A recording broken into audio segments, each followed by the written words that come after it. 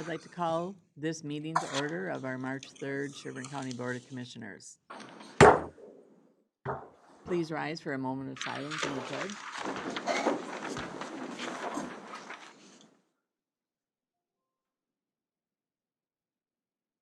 I pledge allegiance to the flag of the United States of America and to the republic for which it stands, one nation, under God, indivisible, with liberty and justice for all.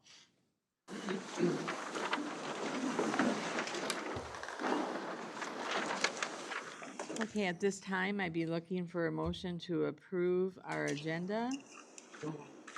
Motion made by Commissioner Felber, seconded by Commissioner Schumacher?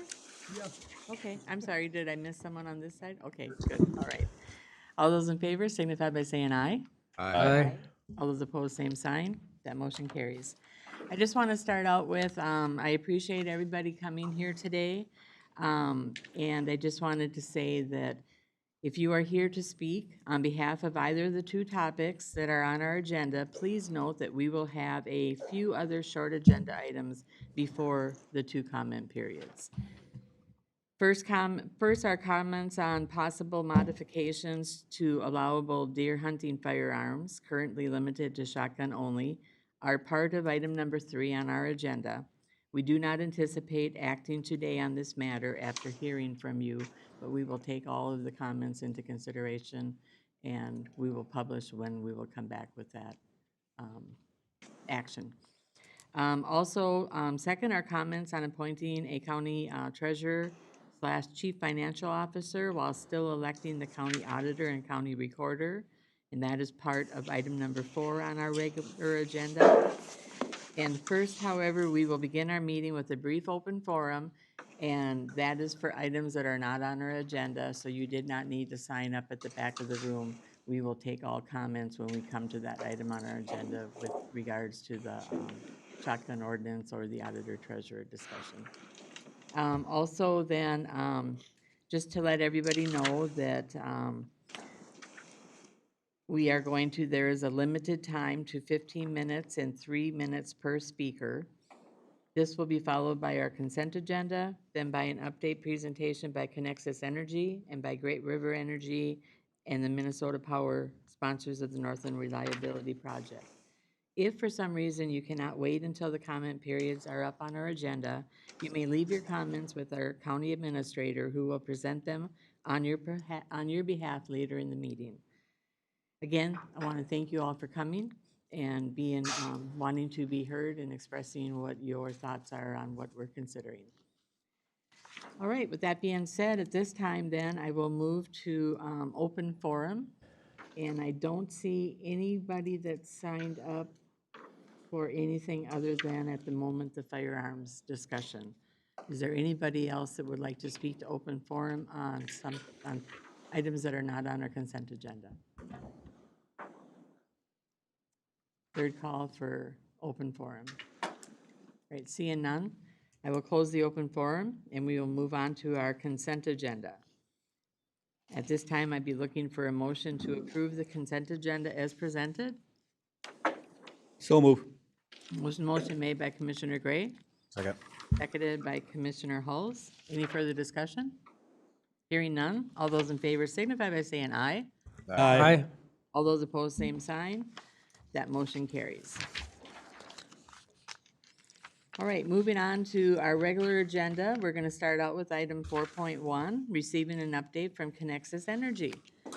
Brian, welcome. Thank you. Good morning, everyone. Good morning. Thank you for inviting us to come today. Sherburne County holds a special place for me in my heart. I grew up in Elk River, very active in 4-H, so I spent a lot of time coming to meetings here at the Extension Office. Connection, my mom served on the Board of Commissioners with some of you. And I'm honored. I've been with Connection for 27 years, and I get to lead an organization doing good things for the community where I grew up. And we're very appreciative to the partnership, economic development, your engineering highway department. We have a lot of infrastructure in your road right-of-ways, planning and zoning. They've been instrumental in helping with our solar project development, and you, the county board. So thank you. We appreciate the partnership with Sherburne County.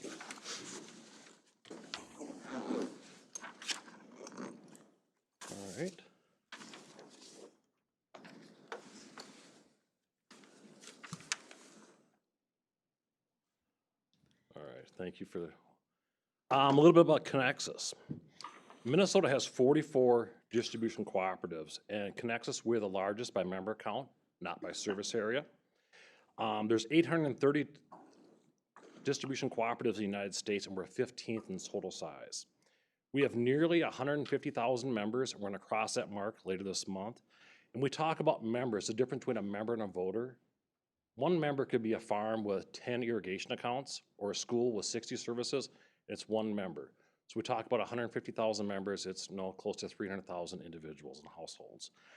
Just under 20% of our membership resides in Sherburne County. 2025 top line revenue, $253 million. A third of our revenue comes from commercial industrial accounts. They represent 10%. So the other 90% is residential. No single member is larger than 1% of our annual revenue. We don't have any heavy manufacturing. We don't have any data centers yet in our service territory. We have a lot of precision manufacturing supporting the med tech, the Fortune 500s in Minnesota. Our largest single load is a pumping station, crude oil, going down to the Flint Hills refinery. And then Anoka Hennepin, they're our largest member with over 70 accounts with Connexus. We have a peak load of 550 megawatts. Half of this is air conditioning, so in the wintertime, we're around 300 megawatts. And if you think of Sherco up the road, Sherco's 2,200 megawatts was a full capacity. So we're 1/4 of Sherco, just to give you a feel for what a power plant would look like. We've been around for 89 years, 150,000 members, 500 megawatts. When you were talking about data centers up in Becker, they were talking to factors of 500 megawatts in size. It took us 89 years to get to this size. Just to give you some context, one single data center is equivalent to all of Connexus over the last 89 years in terms of load. We have 215 employees. We're very lean. Out of the 830 cooperatives in the country, we're in the top 1%. There's only one cooperative that's actually leaner than Connexus in terms of employees per member served. We serve 1,000 square miles. We're in parts of 8 counties and 54 cities and townships. We have 43 substations. 10 years ago, the rule of thumb of substations is roughly $1 million. Pre-COVID, about $2 million. Today, it's $3 to $4 million, given the size of the substation, but due to inflationary costs of the raw materials that go into that substation. 9,600 miles of line. That's 15 members per mile. It's pretty dense from a cooperative standard, but compared to an investor-owned like Excel, they have 225 members or customers per mile line. In the last 5 years, we've been over the top 5% reliability of all utilities in the nation. The two most important things to a member is reliability and affordability. We check the box on both of those. We're the third largest utility in the state on a customer served basis. Excel's the largest at 1.3 million customers. Minnesota Power has just over 150,000 members, but they serve some of the largest loads in all of North America, and their top line revenue is basically double what we have. Otter Tail, another investor-owned utility, they have roughly 70,000 members in the state of Minnesota. We cover 11 legislative districts with 30 different legislators, and 2/3 of our membership resides within a half hour of either downtown Minneapolis or St. Paul.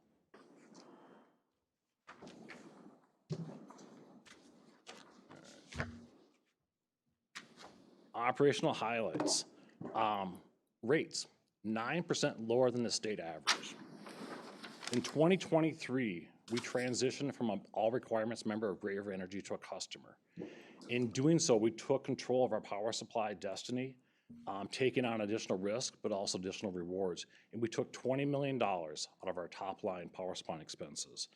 And in 2025, our average power supply and transmission rates were equivalent to what we paid in 2020, driving that affordability for that 9% less than the state average. We're going to be leveraging grant dollars going forward. I'll talk more about this. But in 2023, we were awarded a $170 million grant over a period of 20 years to buy down the cost of new carbon-free generation, and we'll start receiving dollars later this year. Renewables, first of its kind, Vadnais Heights. When utilities typically outgrow a substation, the traditional model is to replace a larger transformer or to add another substation. Vadnais Heights is on the edge of our service territory. We serve a finger of it, and we have a handful of hours per year driven by air conditioning where that substation is overloaded. Again, the traditional solution was to replace it with a larger transformer. We added battery storage to that facility to act as a shock absorber.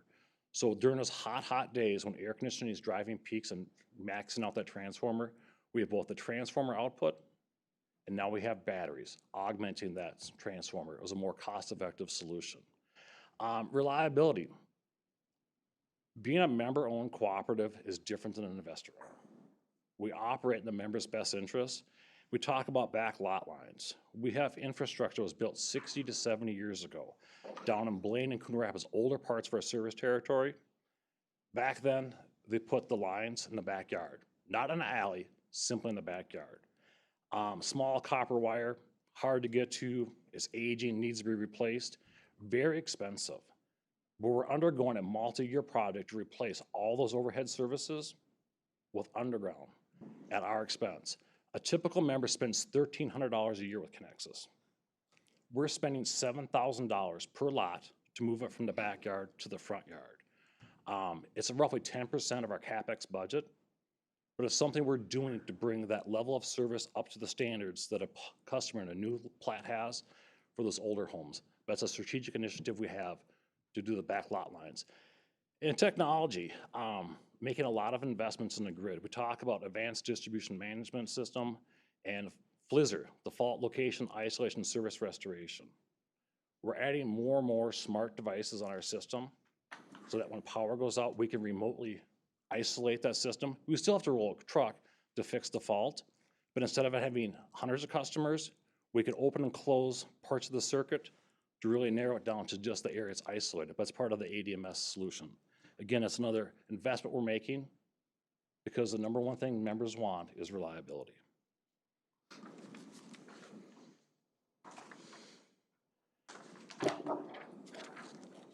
Being a member-owned, the tagline, your most powerful membership. Investor owns are owned by shareholders. Cooperatives are owned by members. They have an equity position called capital credits.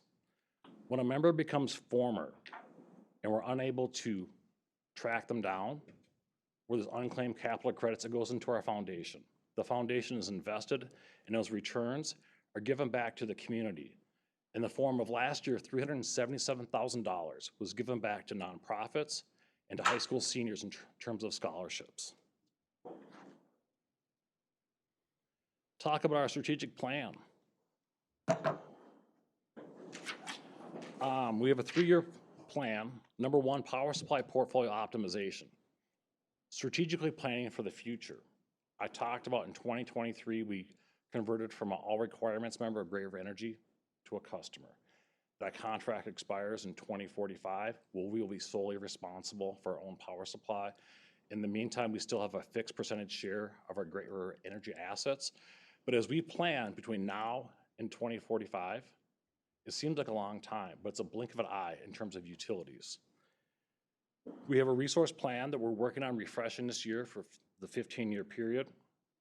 In 2023, our state adopted the 100% carbon-free mandate. So we're on this pathway of going from 37% carbon-free to 100% by 2040. We're adding wind and solar. Our solar model is different than what you see throughout Sherburne County. The big systems up by Sherco connect to the transmission grid and send power back onto the bulk system. We currently have 2 projects in Anoka County, 2 in Isanti, and 1 in Sherburne County up in Baldwin Townships. And we're adding 3 new ones this year. We're adding 1 up in Santiago and 2 in Anoka County. Our model is to connect behind the substation meter where all that solar that's generated stays local. Nothing goes back into the bulk system. We're adding wind projects in outstate Minnesota. We talk about state and federal funding, leveraging that new ERA grant, $170 million for 20 years at $8.5 million per year will definitely help drive affordability as we build out our carbon-free portfolio. And the other initiative is the legislative. Minnesota has the most aggressive carbon-free legislation of any state in the country. We are the only state in the country that has a moratorium on nuclear. I'll talk more about that later today. Grid resiliency. There's gonna be a lot of synergies here between what you guys do in terms of roads and bridges to what we do with infrastructure, asset health. We've been around for 89 years. We have substations that are approaching 50 years in age. We have old infrastructure. We're making wise decisions to strategically replace aging infrastructure while making investments in a grid, smart grid. Smart grid means two-way communication, the ability to monitor what's going on in the system and also to operate the system. And then equity management is that guardrail. You can't make tons of CapEx investments without managing your equity properly to keep your rates in line. Cyber, again, synergies with the county. We're making larger investments, meaning over $1 million a year for cybersecurity. Last October, in a 2-day span, we sustained 22.7 million cyber attacks that were defended. It's crazy what's going on there. Every new field device we put out there that has smart grid enablement is another pathway into our system we have to protect. We've adopted zero trust architecture, always trust and verify, and vendor risk management.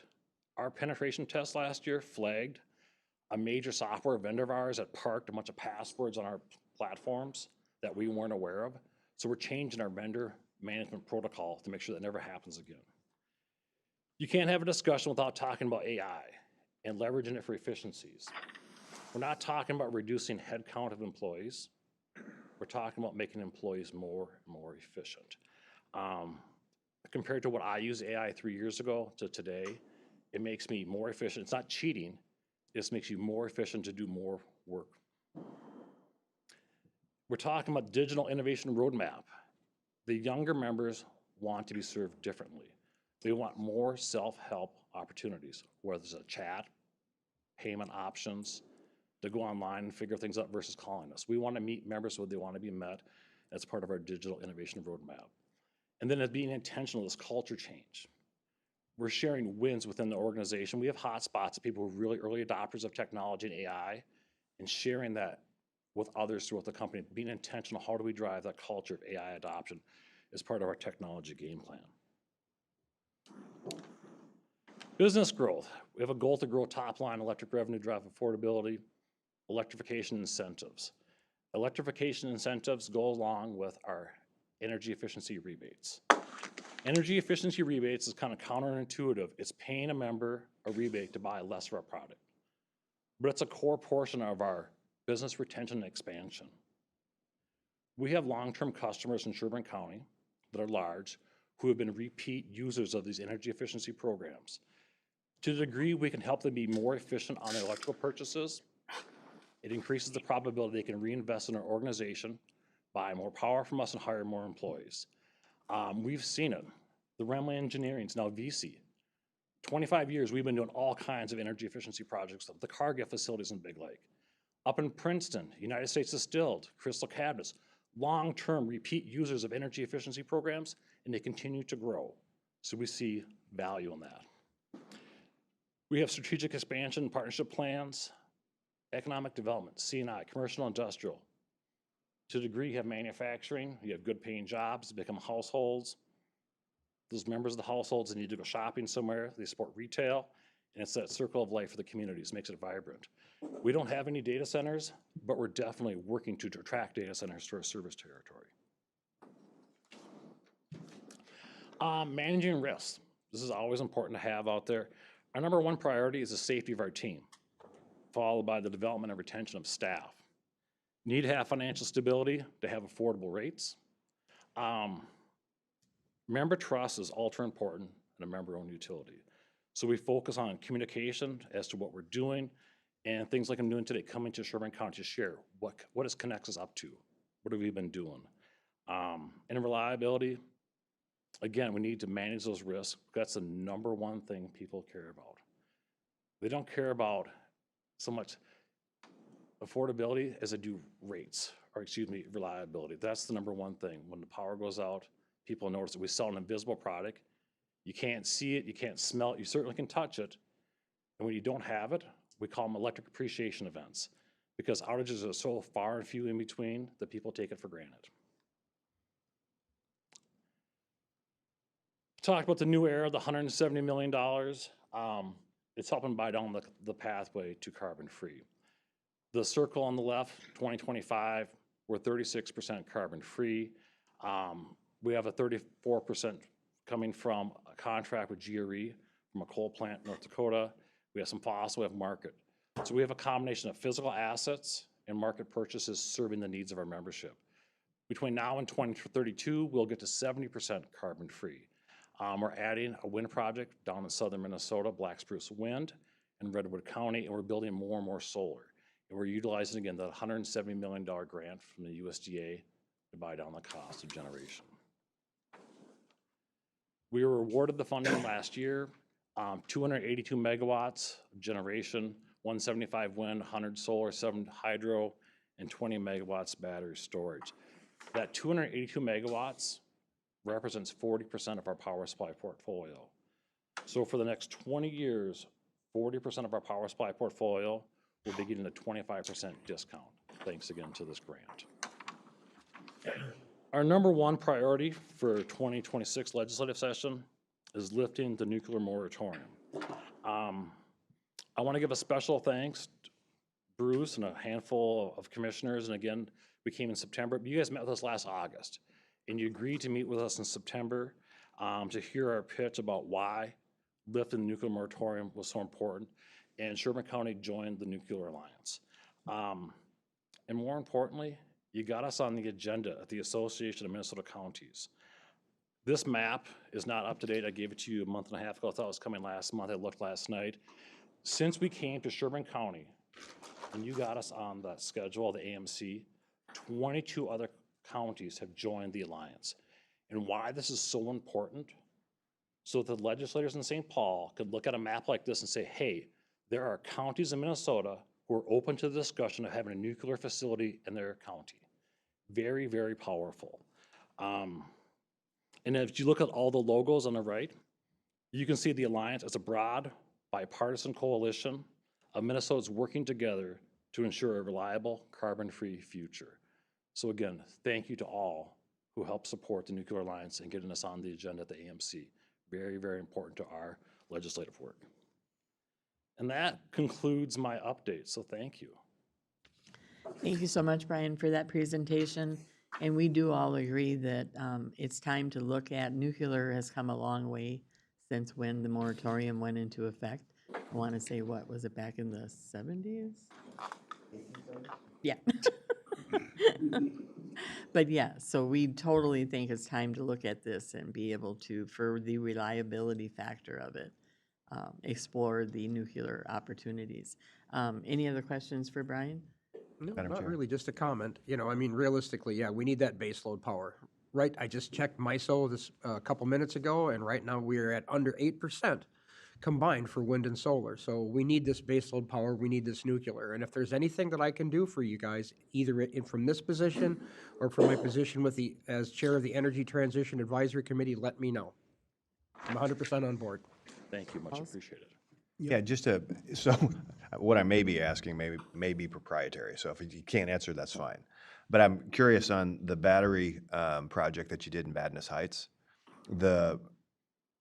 With that program, obviously it doesn't cost just the amount for the battery storage itself. You also have to run it through inverters to convert it to AC, et cetera. So there's additional capital costs associated with this.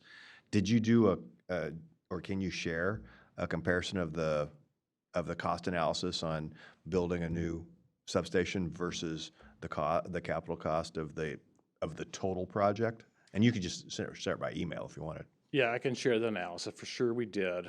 Anytime we spend members' dollars, we make decisions prudently. And there was a full life cycle cost analysis comparing the option of a new substation versus the life cycle costs of adding battery storage, including the inverters, including everything, including the augmentation of that system, the concrete footings that were put in place. There's pads poured already to augment the batteries over the 20-year period. Everyone in this room has an iPhone in their pocket or some type of cell phone with a lithium-ion battery. Day one, that battery might last you 3 full days before it charges. After 2 years of use of that battery, it might last you a day. Same thing with the batteries that we have in the field. They wear out over time. And the way systems are augmented is you add more batteries to the system to maintain that same level of megawatt hour production. Yeah, I can email it to you, Commissioner. All right, thank Madam- you. Yes, Madam Chairman, Commissioner thank you. Schumacher has a prepared statement. Thank you for presentation to the Sherburne County Board. As a commissioner representing District 5 and former Mayor of Princeton, I sincerely appreciate your leadership at Connexus Energy, which has consistently provided robust and reliable power, supporting our communities, businesses, families, and particularly our local municipal school districts through property tax contributions. I wish to emphasize more than ever the importance of your ongoing efforts to ensure the Sherburne County Industrial Park continues to receive dependable, robust energy services supporting our community, and our school districts remain a priority, and your contributions are highly valued.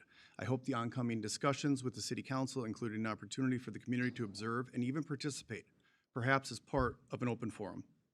The enthusiasm and energy demonstrated by your organization during the Solar Garden project resonated profoundly with many residents and will undoubtedly resonate once again. Thank you once more for your leadership, and I look forward to collaborating with you as a representative of Sherburne County District 5. Thank you, Brian.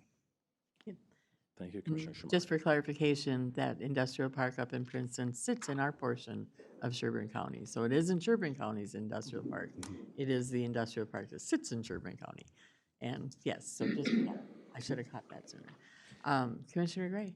Yeah, and I just want to say that Dan and I attended a nuclear moratorium lifting open house up in Brainerd on February 23rd, and it was well attended, and I think the lifting of that nuclear moratorium is starting to be a more realistic possibility with the enthusiasm I think that's out there.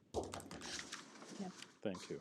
Yeah, and I appreciate as well all of your partnership and your Connexus Energy's hard work in providing good, reliable, and cost-effective, which is the biggest key after reliability for Sherburne County.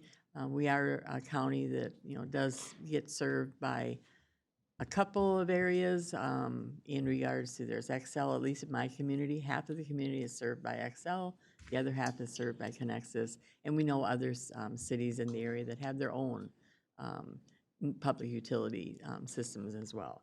But I've always been very much happy with the service out of Connexus Energy and the reliability. So thank you guys so much for all you do and your vision and thought of what we need to be doing for the future. Thank you, Commissioner. All right. Thank you. Any other questions? Thank you for that presentation. Thanks, Brian. Thank you.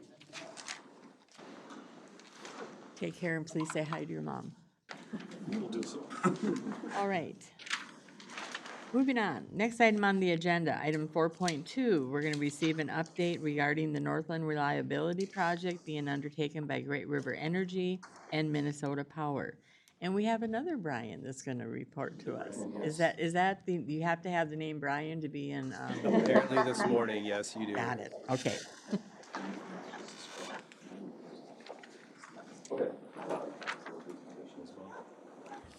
Welcome. Thank you.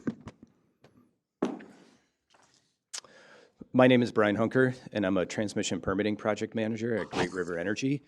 Specifically, I'm working on the Northland Reliability Project. I know that I've been able to present to the Sherburne County Board here a few times over the last couple years about this project. So this is just another update for the board. And again, the Northland Reliability Project is a 180-mile long, 345 double circuit kilovolt transmission line that extends from near Grand Rapids, Minnesota, down to Becker here. And there are 3 substation projects associated with that. 2 of them are expansions. So we're expanding the Benton County substation as well as, which is right outside of St. Cloud, as well as the Iron Range substation outside of Grand Rapids. And then we're building the Cuyuna Series compensation station, which is right in the middle of our project, right near Riverton, Minnesota.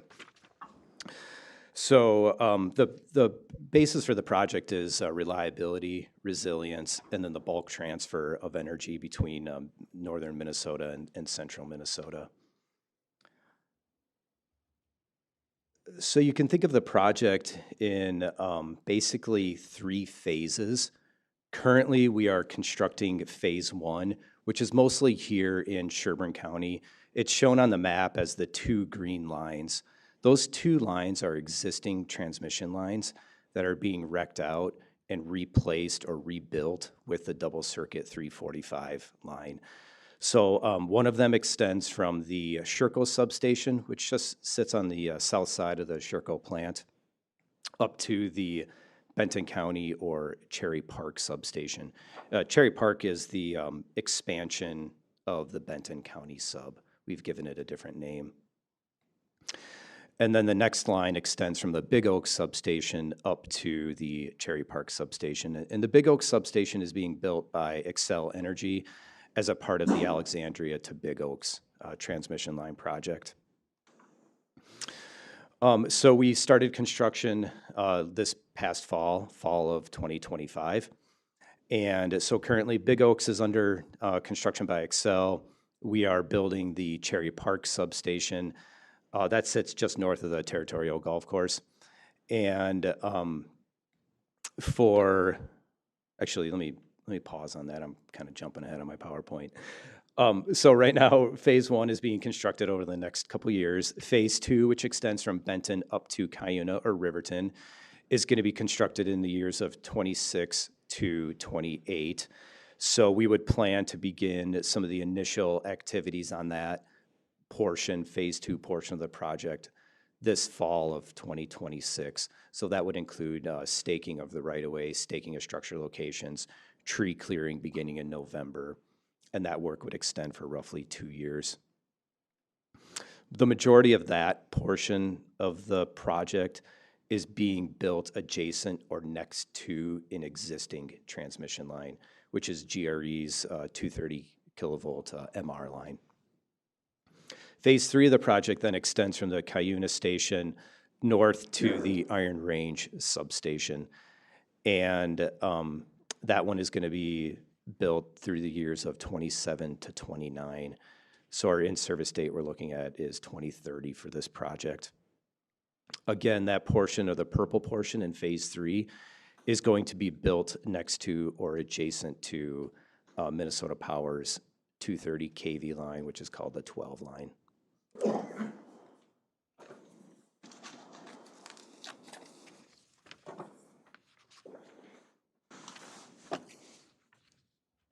Maybe I'll try this one.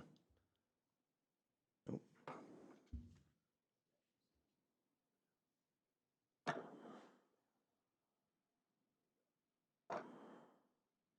Oh.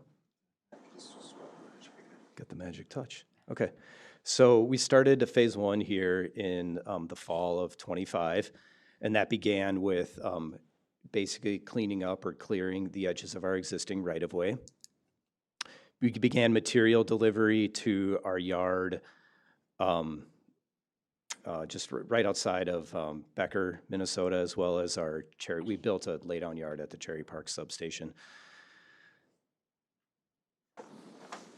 And then we began, shortly after that, we began foundation or matting as well as the foundation installation. Foundations will be done this spring of 26. And then we're going to begin the structure hauling and structure assembly in roughly the May, June timeframe, so when road restrictions are lifted. And you can kind of think of the project in 26 here. We're going to be setting building structures and wire stringing on one portion of that project. And then in 27, we'll begin structure setting and wire stringing on the second rebuild portion of the project. And then we'll be doing our cleanup work in 2027. I was gonna say, Brian, usually when you do the restringing and stuff, that's when you bring the helicopters out. People like to watch that process. It's amazing. Yes, See they people do. It's hang on the edges of those helicopters to do their work. it is a pretty amazing sight to see that. We basically have matted 100% of our right-of-way, so most of the driving and the work surfaces are either wooden mats or a composite mat. So that just helps to reduce ground impacts, especially in wetland areas, and especially as we start coming out of the thaw here as well. All of our foundations are a drilled pier foundation. So they're roughly 6 to 10 feet in diameter, 20 to 40 feet deep. You can see the drill rig in that lower picture. They auger out the soils. They fill it with concrete, set a rebar cage in that concrete, and then bolt the structure on the anchor bolt cage. So our right-of-way process is pretty much done here down in phase one. And we are just working, right now we are currently working with landowners on perhaps any concerns that they may have, any questions that they may have on their right-of-way, keep them informed of upcoming work and the timing of that work. During construction, these are common items, concerns, issues, perhaps that people may see and they may have to contend with in their area. So there might be noise, dust, and lights that are set up on the right-of-way. There's equipment that are on the roads and the right-of-way, and that equipment could be hauling mats, bringing structures in, perhaps a concrete truck that's going to a foundation pour. Try to limit our work to the daytime hours of 7 a.m. to 7 p.m., and that would be Monday through Saturday for our working time period. They'll see construction staking out there, flagging, as well as some stormwater controls such as silt fence, maybe a road gutter protection device. Of course, they'll see the removal of trees and some vegetation from the right-of-way, as well as there might be some lane and road closures, specifically when we start getting into some of the line stringing and the wire stringing. We'll have all the appropriate safety controls out there needed for that, and then we'll have obviously the signage and traffic management should there need to be a temporary lane closure. And then oftentimes there's a wooden mat driveway from a road onto the right-of-way that we ask people to be careful of. And I know that we worked with your road department for snowmobile users and other trail users that might be in the area, just so that there's no conflicts with the wooden mats.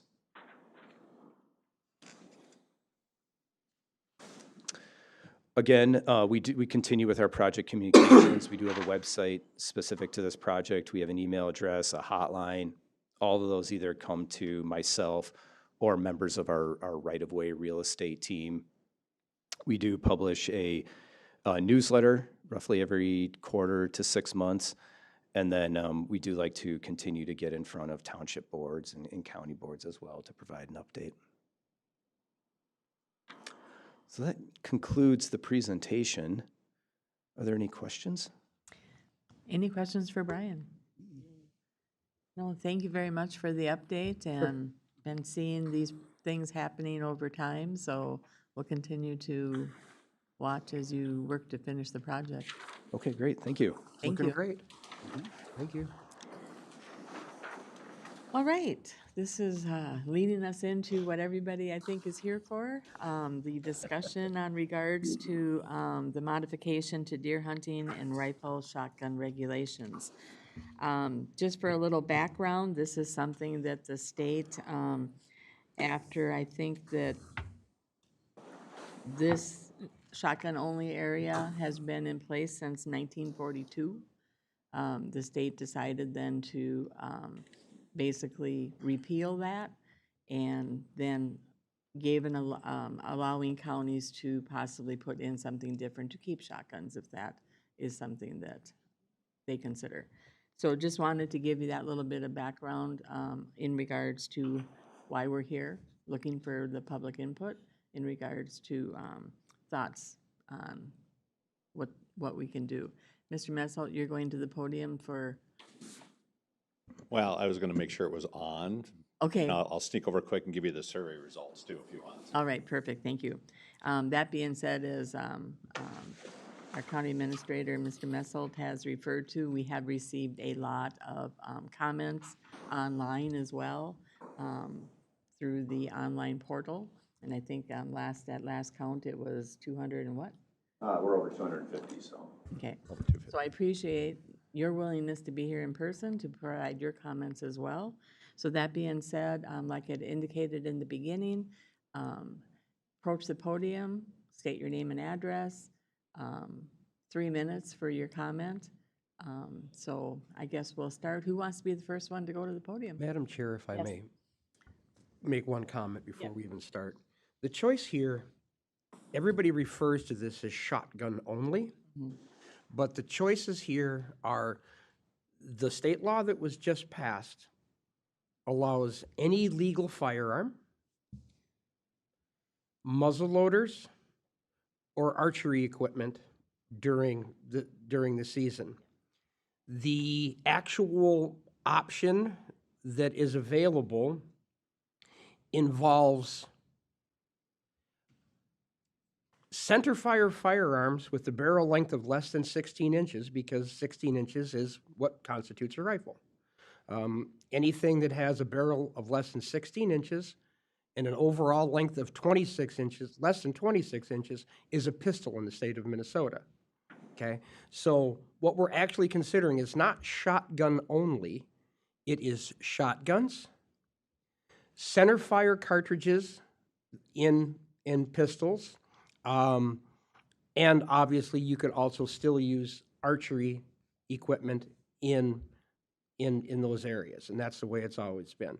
And I will, after everybody's talked, I'll elaborate a little bit more on those concepts. Thank you. Thank you, Commissioner Felber, for sharing that. Did you want to summarize for the community the Yes, results? that would be great. And as Commissioner Felber said, this is a change in state law. It's not a county-initiated action. If the county doesn't take action, then It just it's goes. open to all firearms. So the county board has the authority under state law to consider restrictions, but doing nothing at this point would open it up.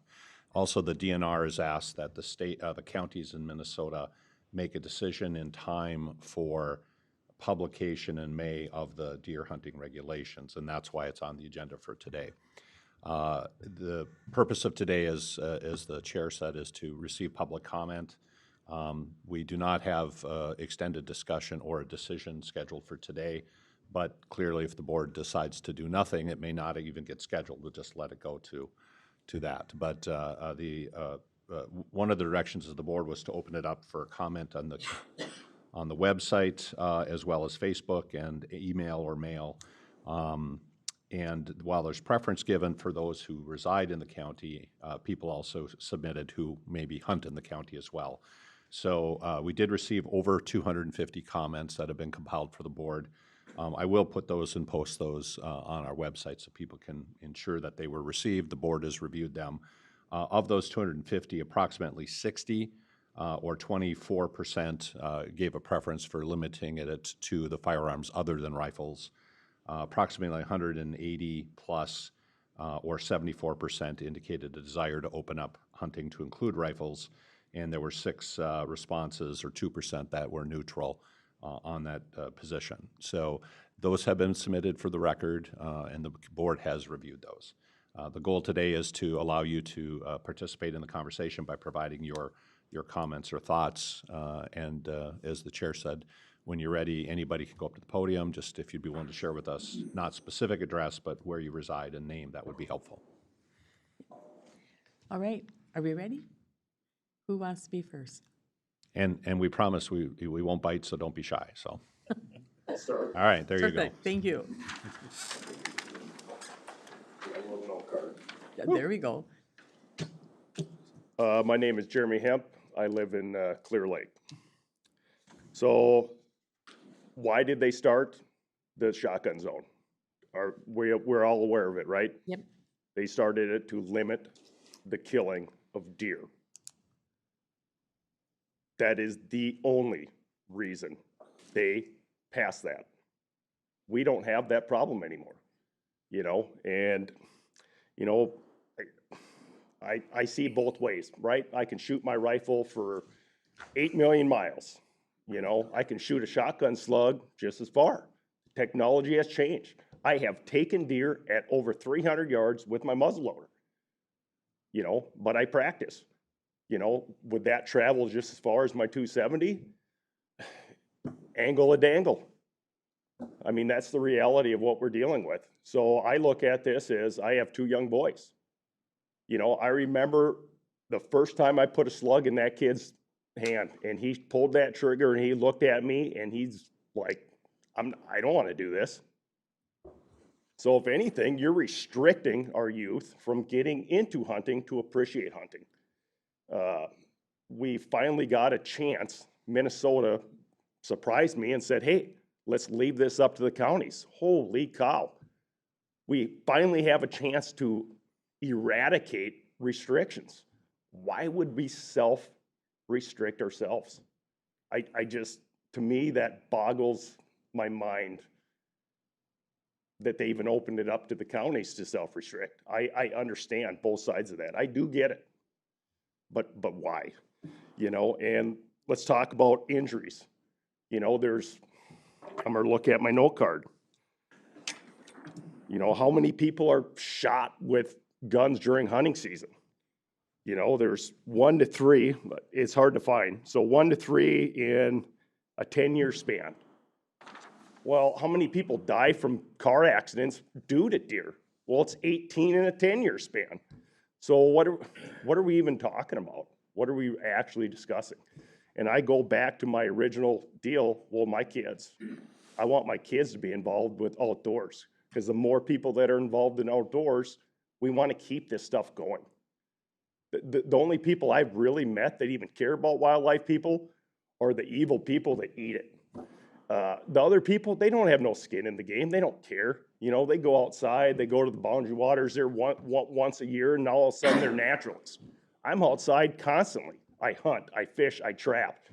I care more about that stuff than they could ever even dream of being. And then they take my tax money and reinvest it, in theory. You know, 11% on every box of ammo supposedly goes back into wildlife stuff, but when I go up north, there's a gate on every stinking logging road they find. Wow. So I would just like the board just to do the best they can do to do nothing. Do nothing. That's what I would love for you guys to see. You know, you don't have to do something to get a paycheck. Sometimes the best thing is to do nothing. That's all I have to say. I appreciate it. Thank you for your comments. Next.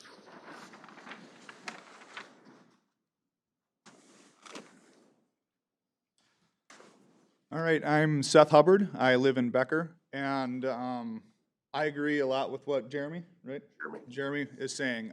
Big thing for me, like he said, was kids, but I think what a lot of people, when they look at this issue, they think, you know, that have been hunting in a shotgun zone their whole life, they think that rifles are far more dangerous than a shotgun.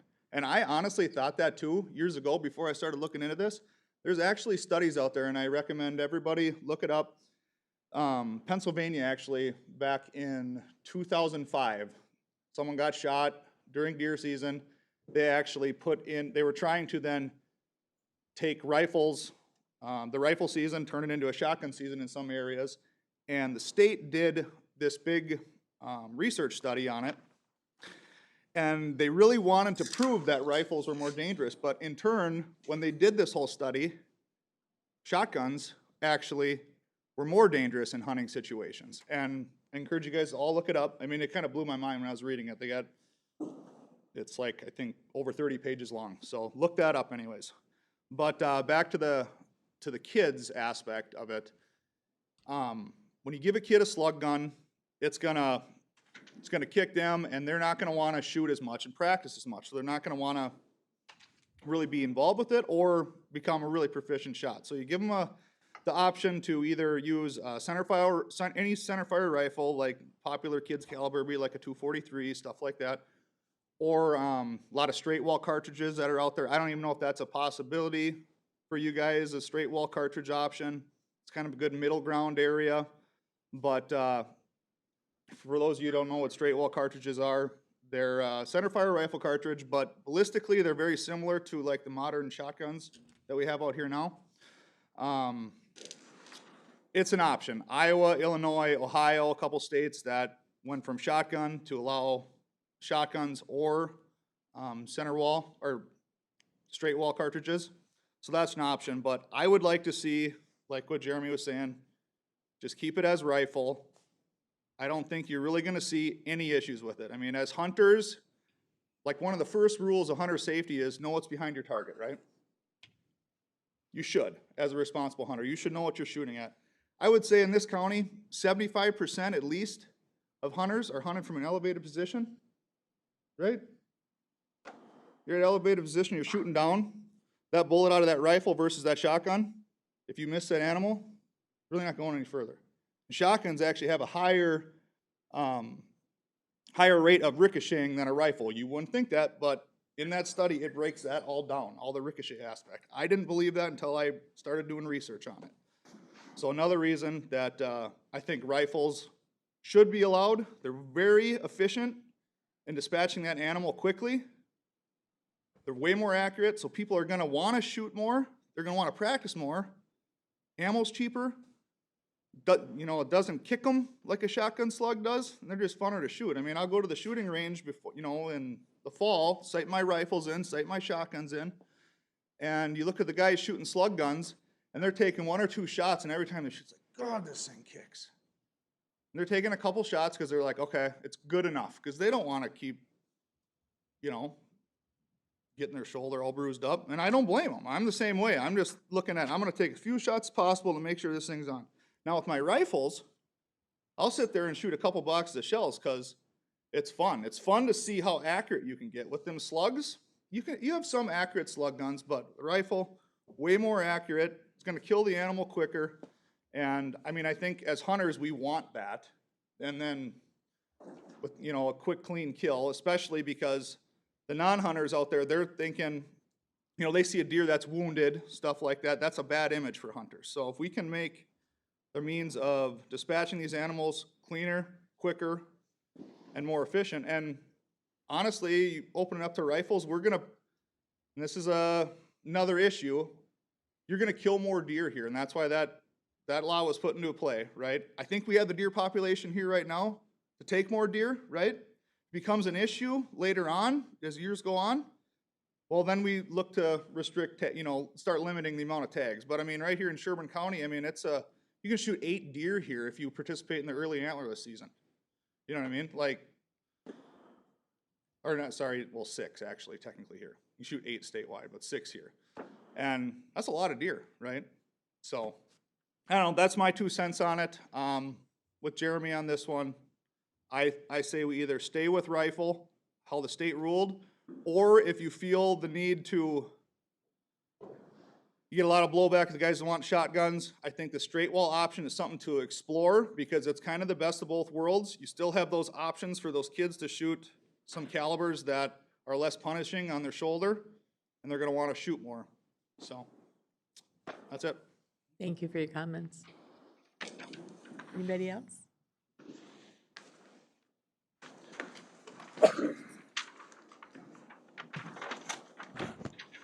My name's Bruce Cater. I live just about 3/4 of a mile south of the St. Cloud Airport. Morning.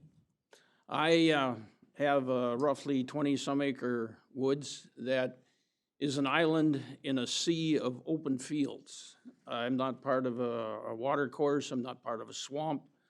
I'm just an island of animals in the middle of land use that has changed drastically in the last 30 to 40 years. The fence lines are gone, the tree lines are gone. I can look out my window and I can see for a mile, mile and a half in almost any direction I look. And consequently, because of that, there is literally nowheres to put up a permanent stand. There are no trees. And so anyone near me who is hunting on foot. And with a rifle, and it's rather flat trajectory, I find it much more dangerous than a shotgun. A shotgun throws a slug, unless it's a highly engineered modern weapon, which very few people carry. It throws a slug so far and it just loses its arc and hits the ground. Where a rifle bullet is designed to go a great distance. And so where I am, where I live, with the land use and the flatness of the area that I live in, I find rifles a much more dangerous option than the shotgun that I'm used to being around. And that's my side of it. All right, thank you for sharing. Next, anybody else wishing to comment?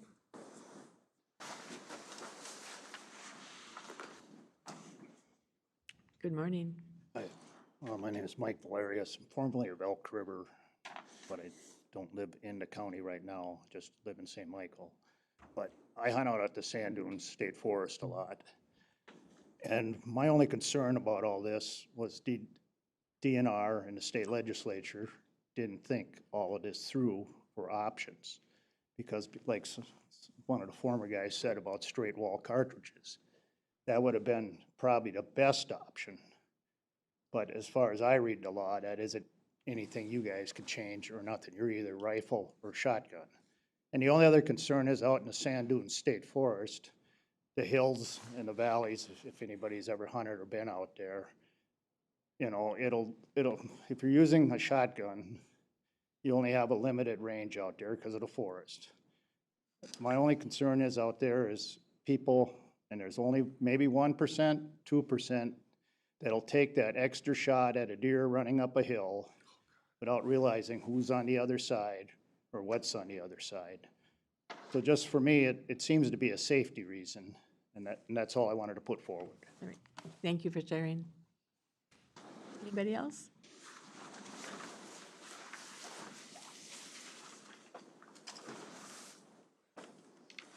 Good morning. Hello, Dave Anderson. I live in Big Lake Township. I've hunted shotgun in the county since 1964. We hunt 40 acres in Zimmerman and 160 acres in Becker Township. As you know, as everybody has attested, Sherburne County has plenty of deer. That's not a concern. Too many deer.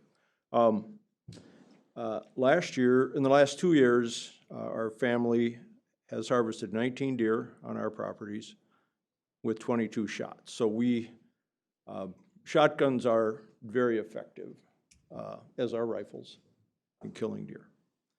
I hunt with 2 children and 5 grandchildren, so recruitment has not been a problem with shotguns. I've hunted deer with rifle in Montana, Wyoming, and northern Minnesota, so I'm familiar with rifle hunting. They have their place. I am a bit concerned about their use actually quite a bit concerned about their use in Sherburne County because of our housing density, even around our 160-acre property in Becker Township. We have to be very cognizant of where our neighbors are and not, know what our target is. The thing that concerns me the most, I'm a little bit worried that we may actually lose hunting opportunity if people are afraid of rifle hunting, and we may actually have less hunting opportunities when we want to preserve our hunting heritage. So I appreciate you listening to us. I'm in the we love our shotguns category, and our family will continue to use shotguns. There are a couple stands we'd probably like to use a rifle, but we're going to use our shotguns just because we like them. And we think that Sherburne County should stay as it is currently regulated, not as it's proposed. Thank you. Thank you for sharing. Anybody else?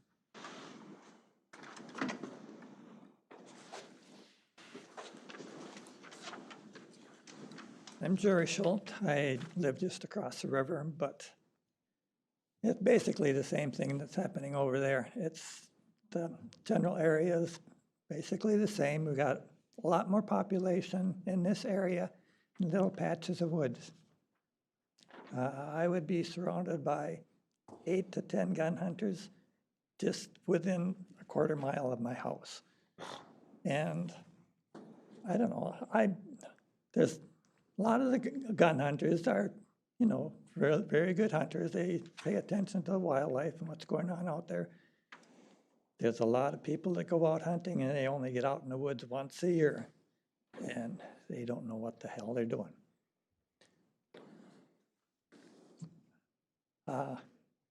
My brother was the result of one of those guys. He was shot by a rifle back when they had rifle open in this area, and he was killed. And there's just too many population in this area. Rifles are designed for out in the open prairie where there's no population, or up in the deep woods where the rifle's not going to carry that far. Shotgun does the job around here. And I don't care what you say about it, a rifle traveling is going to go a long way, where the shotgun doesn't go anywhere near that far.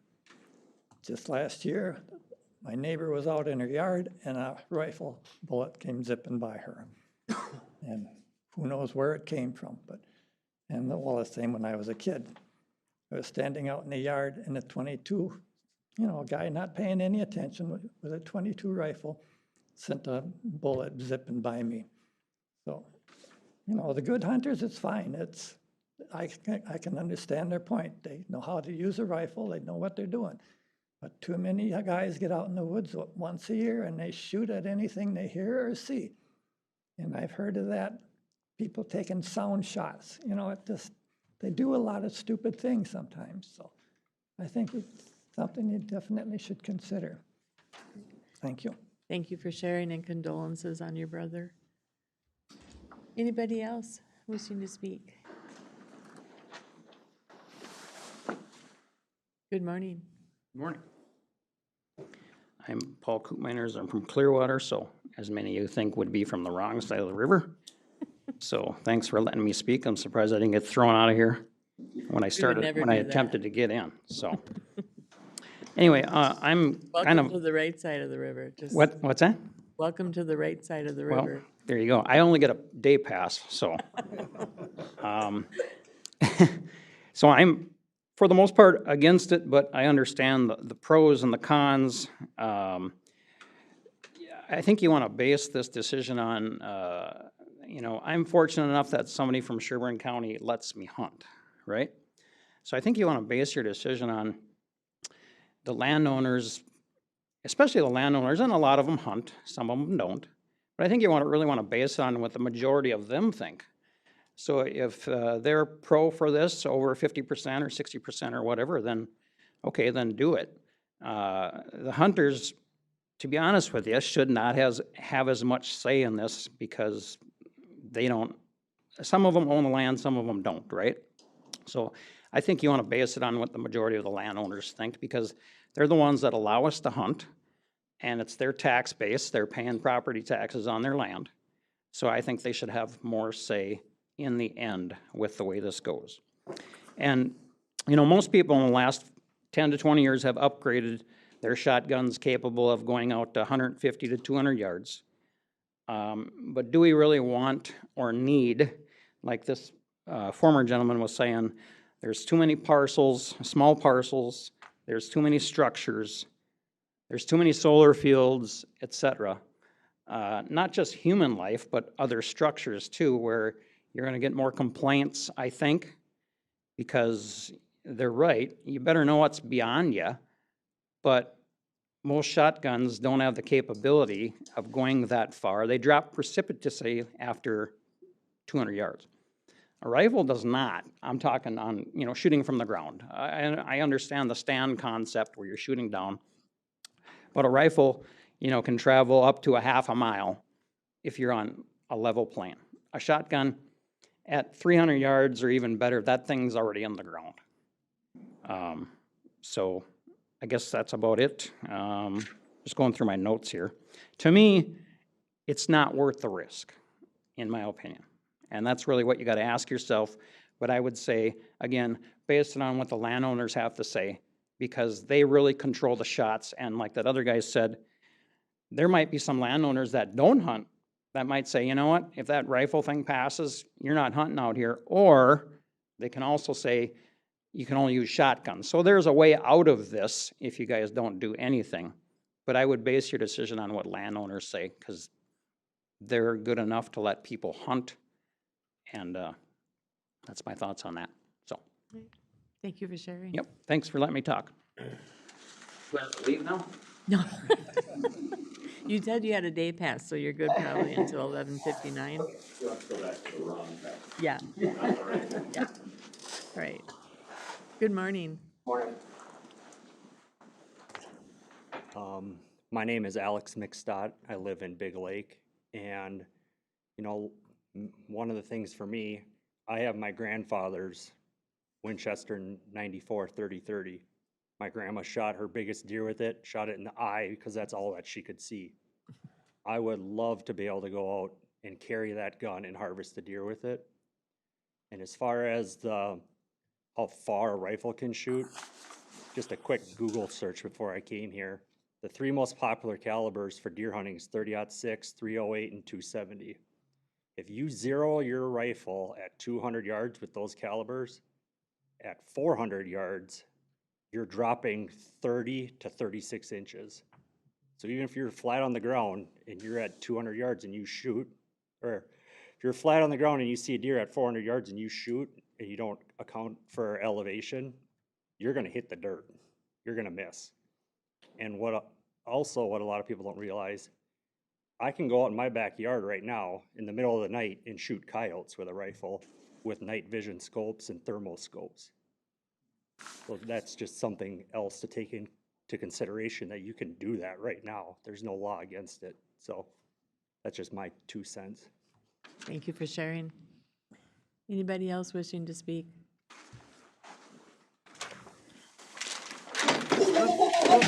You okay? Yeah, they do have wheels. Yeah, you good? And now that you're standing, you might as well go talk.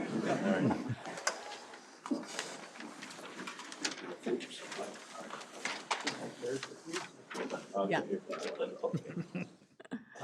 These wheelchairs are Good big. morning, yeah, chairs with wheels are not good. My name is Gary Kiffmeyer. I live in Haven Township. I don't hunt because I'm allergic to deer hide. But I'm growing up in Sherburne County for 80 years old. When I was young, you could shoot quite a few ways without hitting anybody, but we've contracted and expanded housing in pretty much every direction. And if you got too many deer, open it up for another couple of weekends, rather than that's fine with. But we got too many houses in this area now that it's not safe anymore. Thank you. All right, thank you for sharing. Anybody else? I think we should make the season longer, and I'll stick with my shotgun. More than 1 week. Good morning. Good morning. My name's George Kiffmeyer. Again, I live in Clear Lake. I understand the feedback from the hunters. I am an actual hunter too. About the youth using a rifle because of less kick. There's different calibers of shotguns. So we can also put smaller caliber shotguns in these people's hands that do a very good job of taking down the game. The safety is the largest thing. It's not those that practice their hunting and shooting, it's the ones that don't. They go buy a license the day before season and they show up and they're out in the woods. And you take a kid that doesn't have an experience, and if there's a deer running across the ridgetop, the adrenaline kicks in and common sense is gone.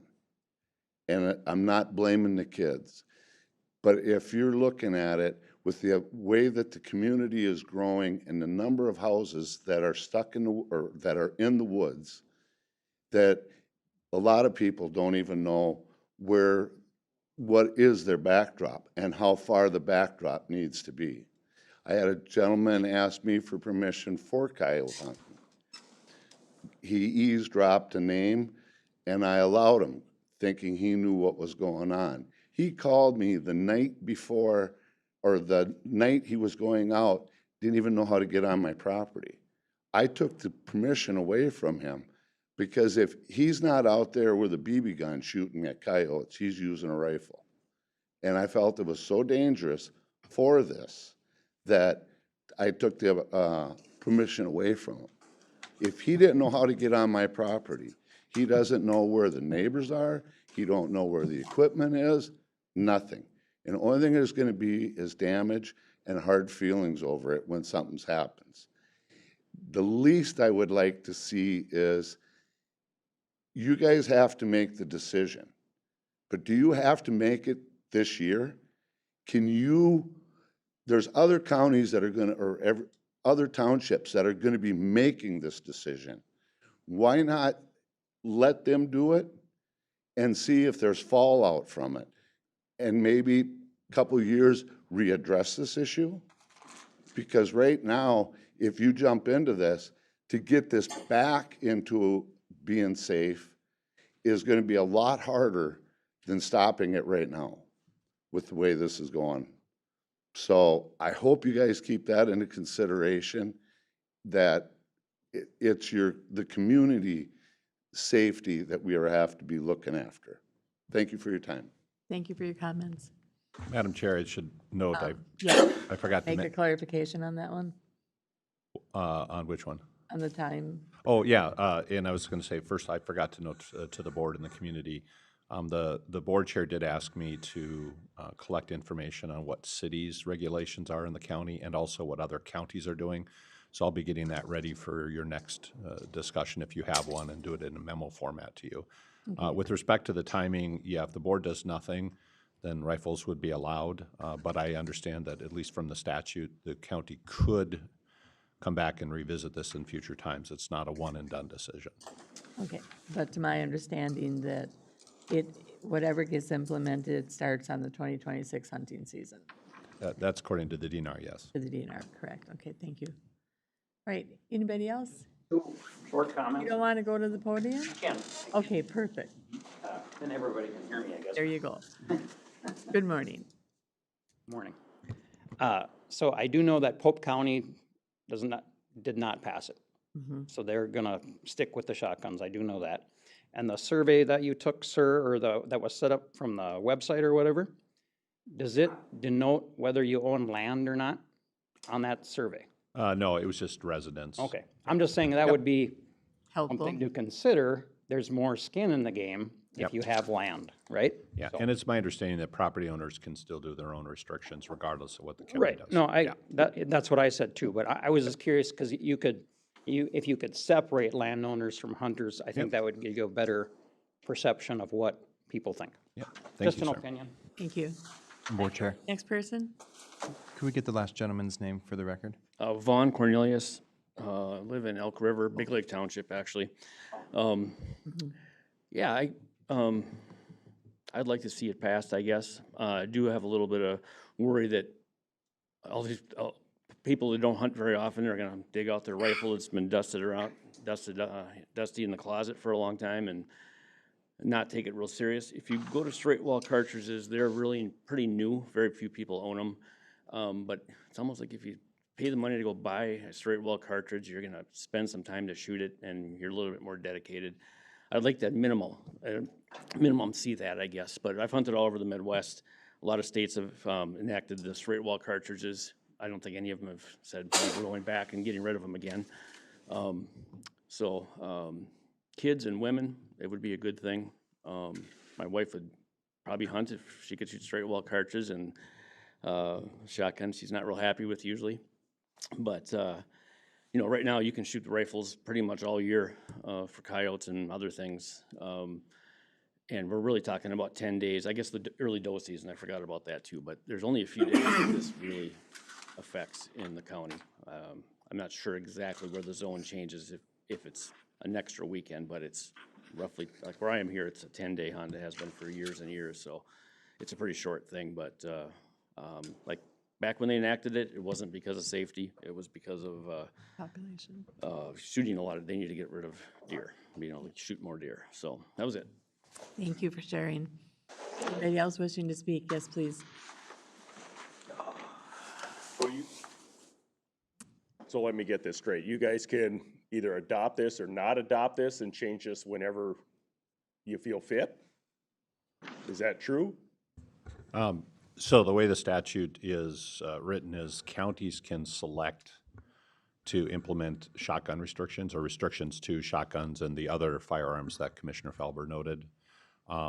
That the authority was given to them by the state legislature.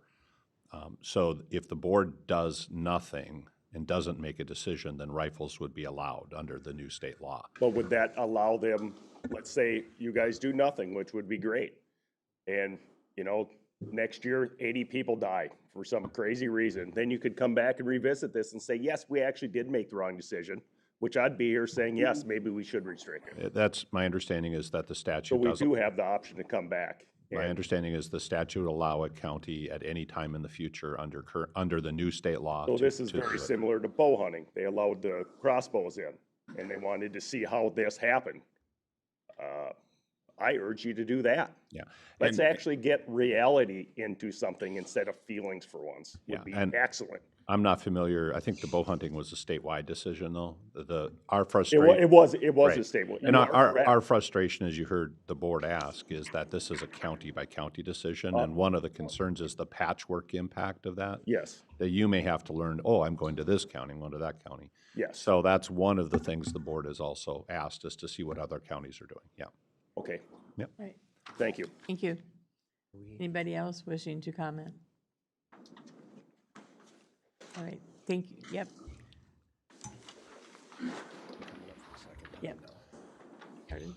Sorry, my pen wasn't right, so I didn't get good notes. But anyway, one thing you also might take into effect, they're after our firearms to begin with in legislature.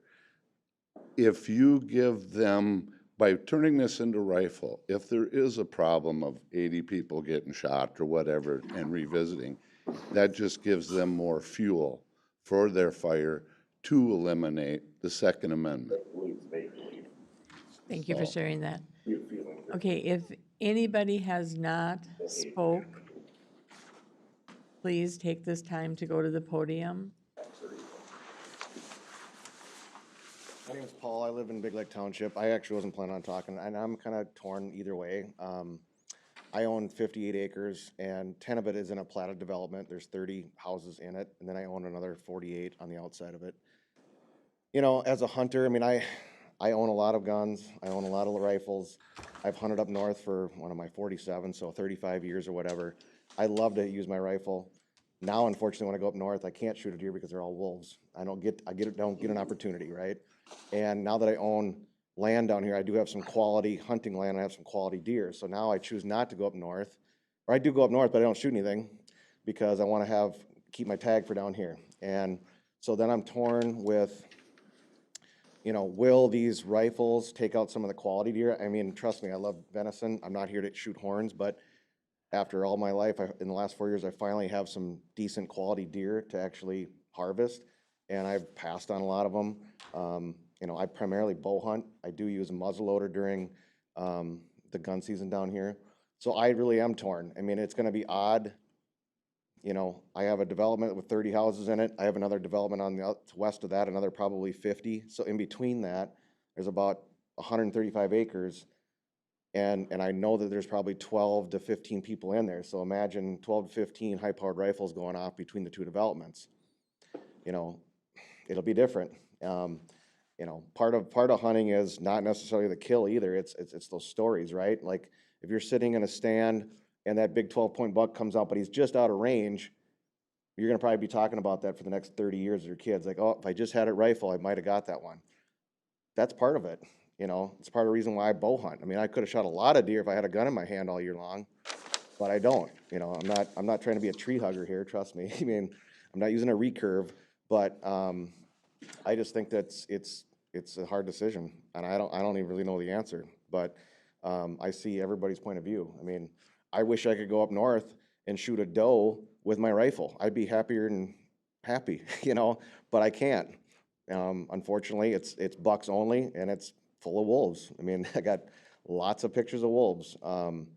We don't have that down here right now, but it's just something to think about. I don't know the answer. I know my dad's talked about the straight wall cartridges for years too. I'm not as familiar with them, but trust me, in my gun vault, I probably have 7 rifles that just don't get used because, you know, we don't go up, you know, we go up north, but we go up north basically to have a steak dinner and hang out as a family because we don't get to shoot deer anymore. So I don't know. It's up to you guys. I mean, I'm not trying to rub any of you guys the wrong way either because I could see it both ways. I might put one on the wall if I had a rifle. But then again, sometimes I don't shoot deer because I like to sit in my stand the rest of the year and just be there. So anyway, that's all I had to say. Thank you for sharing. Anybody else that hasn't spoke, wishing to make a comment? I'm going to make the second call for anybody that hasn't spoke to make a comment. All right, third and final call. Already seeing nobody, I do want to say thank you and I appreciate your comments and your willingness to share your thoughts. And also, as our administrator, Mr. Messelt said, I've also asked, I know a lot of times cities have no discharging of a firearm within 500 feet of city limits. And I want to make sure that is at a lot of our cities, just because of people's concerns about density. So if that's the case, that's something that could help with that question. All right, thank you again for coming and sharing with us. Appreciate it. All right, with that being said, we'll give the room a second to clear for those that are wishing to. Or if you want to stay for the conversations to hear what we have to say. All right, I didn't think. Okay, Hold on a second. We're gonna have discussion then? Yes. Yeah, you sure can. Yep. All righty. So I'd like to start whenever we're ready to go. Okay. All right. Mr. Felber. So, Commissioner Felber. this fall, I will go out for my 53rd year of hunting whitetail deer with a firearm. 12 years old with a firearm. I started hunting squirrels at 9. I have shot deer over the years with virtually every legal method. Muzzleloaders, archery equipment, shotguns, rifles, handguns. You know, I have discharged a lot of firearms inside of urban areas to dispatch deer when I was working in law enforcement. But sticking to this subject, I mean, we have to look at this from a data-driven perspective, not the emotional perspective. The data that's in our packet, none of which was new to me. Another thing I should mention for the public record is I sell guns part-time. So not only do I have a fair number of firearms myself, I spend a lot of time thinking about calibers, what's good for people, what makes things function. And I've sold hundreds of firearms. So if we look at the data, the Pennsylvania study is a really good one because that does show us something that we know about firearms, is that a big, heavy bullet driven at a lower speed will retain more energy after it hits something hard, like a rock. This is why we use in Africa for dangerous game something like the 416 Rigby, which runs about 2,300 feet per second with a 400 grain bullet. It's a relatively low-speed bullet, very close to what modern muzzleloaders do and what our modern shotguns do, but it will penetrate through a lot of bone and muscle. When you look at the actual firearms we're using, I mean, I hit the woods with a 167, Stevens 167 20 gauge shotgun and a couple pockets full of Holiday brand slugs. You know, you could hit a pie plate 3 times out of 3 at 75 yards, and that was about it for accuracy. I mean, these were not accurate guns. You know, I started out doing that because That was my parents. That's how my family started. And that's something you have to consider with this, is that people are going to make decisions about their young kids and what their young kids are using. And so safety is a lot with the parents. The data from Wisconsin shows this, which is where I started hunting. And was I shot at in Wisconsin? Absolutely, by some unsafe people during my life. However, what the data from Wisconsin shows us is that after they switched from being partially shotgun to statewide rifle after 2013, their safety record improved. Now, is this just because of the firearms? Probably not. It's a combination of the firearms and hunter safety, and I've been also teaching hunter safety for over 20 years. So these concepts are familiar to me. So those two factors have, the data supports going to statewide rifle. Like I said earlier, another thing to think about is that if you look at, say, the 3 most popular 30 caliber centerfire cartridges, which I happen to own all of, for hunting deer would be like the 300 Blackout in order of energy, 300 Blackout, 30-30 Winchester, 308 Winchester, and the 30-06. All of those are available in handguns. Handguns have gotten a lot more popular with the advent of the braced handgun, which, if you're not familiar with what a braced handgun means, there is a piece that comes off the back of it that, for the purpose of hunting, you have to brace against your forearm or your upper arm. You cannot shoulder them in the state of Minnesota, but it allows you to shoot, your handgun further, more accurately. So all of those cartridges are available. I mean, somebody even makes a 50 caliber BMG handgun. I have no desire to shoot it, but I mean, you have these types of energies. The difference when you look at, say, take the 308, which was one of the most popular cartridges out there. If you look at a standard barrel length for the 308, 22 inches, you're going to be about just under 2,600 feet per second. You take that down to 16.5, the minimum size for a rifle or that neighborhood, it only drops to about just under 25 feet per second. And if you put it in the popular pistol length of 14 inches, you're still at 2397. So feet per second, right? With a 175 grain hunting bullet, which is a super common bullet for the 308 and 30-06. So the actual firearms, the difference in the firearms is about 200 feet per second between using that same centerfire cartridge in a handgun and using that same centerfire cartridge in a rifle. The actual trajectory, people were talking about trajectory here, a 165 grain 308 bullet, like I said, running about 2,600 feet per second, is going to drop over 40 inches in the first 500 yards.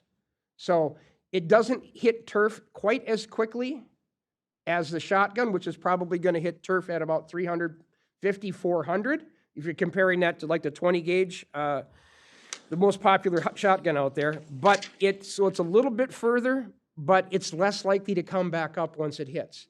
That cartridge will have run out of a lot of energy, and it's going to dig into the ground and stay there. The shotguns people are using now, they're not like my old pie plate gun.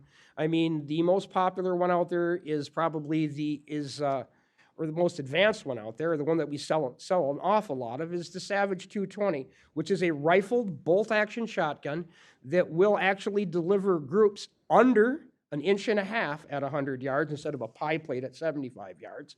And that's an absolute, without a doubt, 200-yard hunting rifle. It's a rifle for all intents and purposes because it has a rifled barrel rather than a smooth barrel.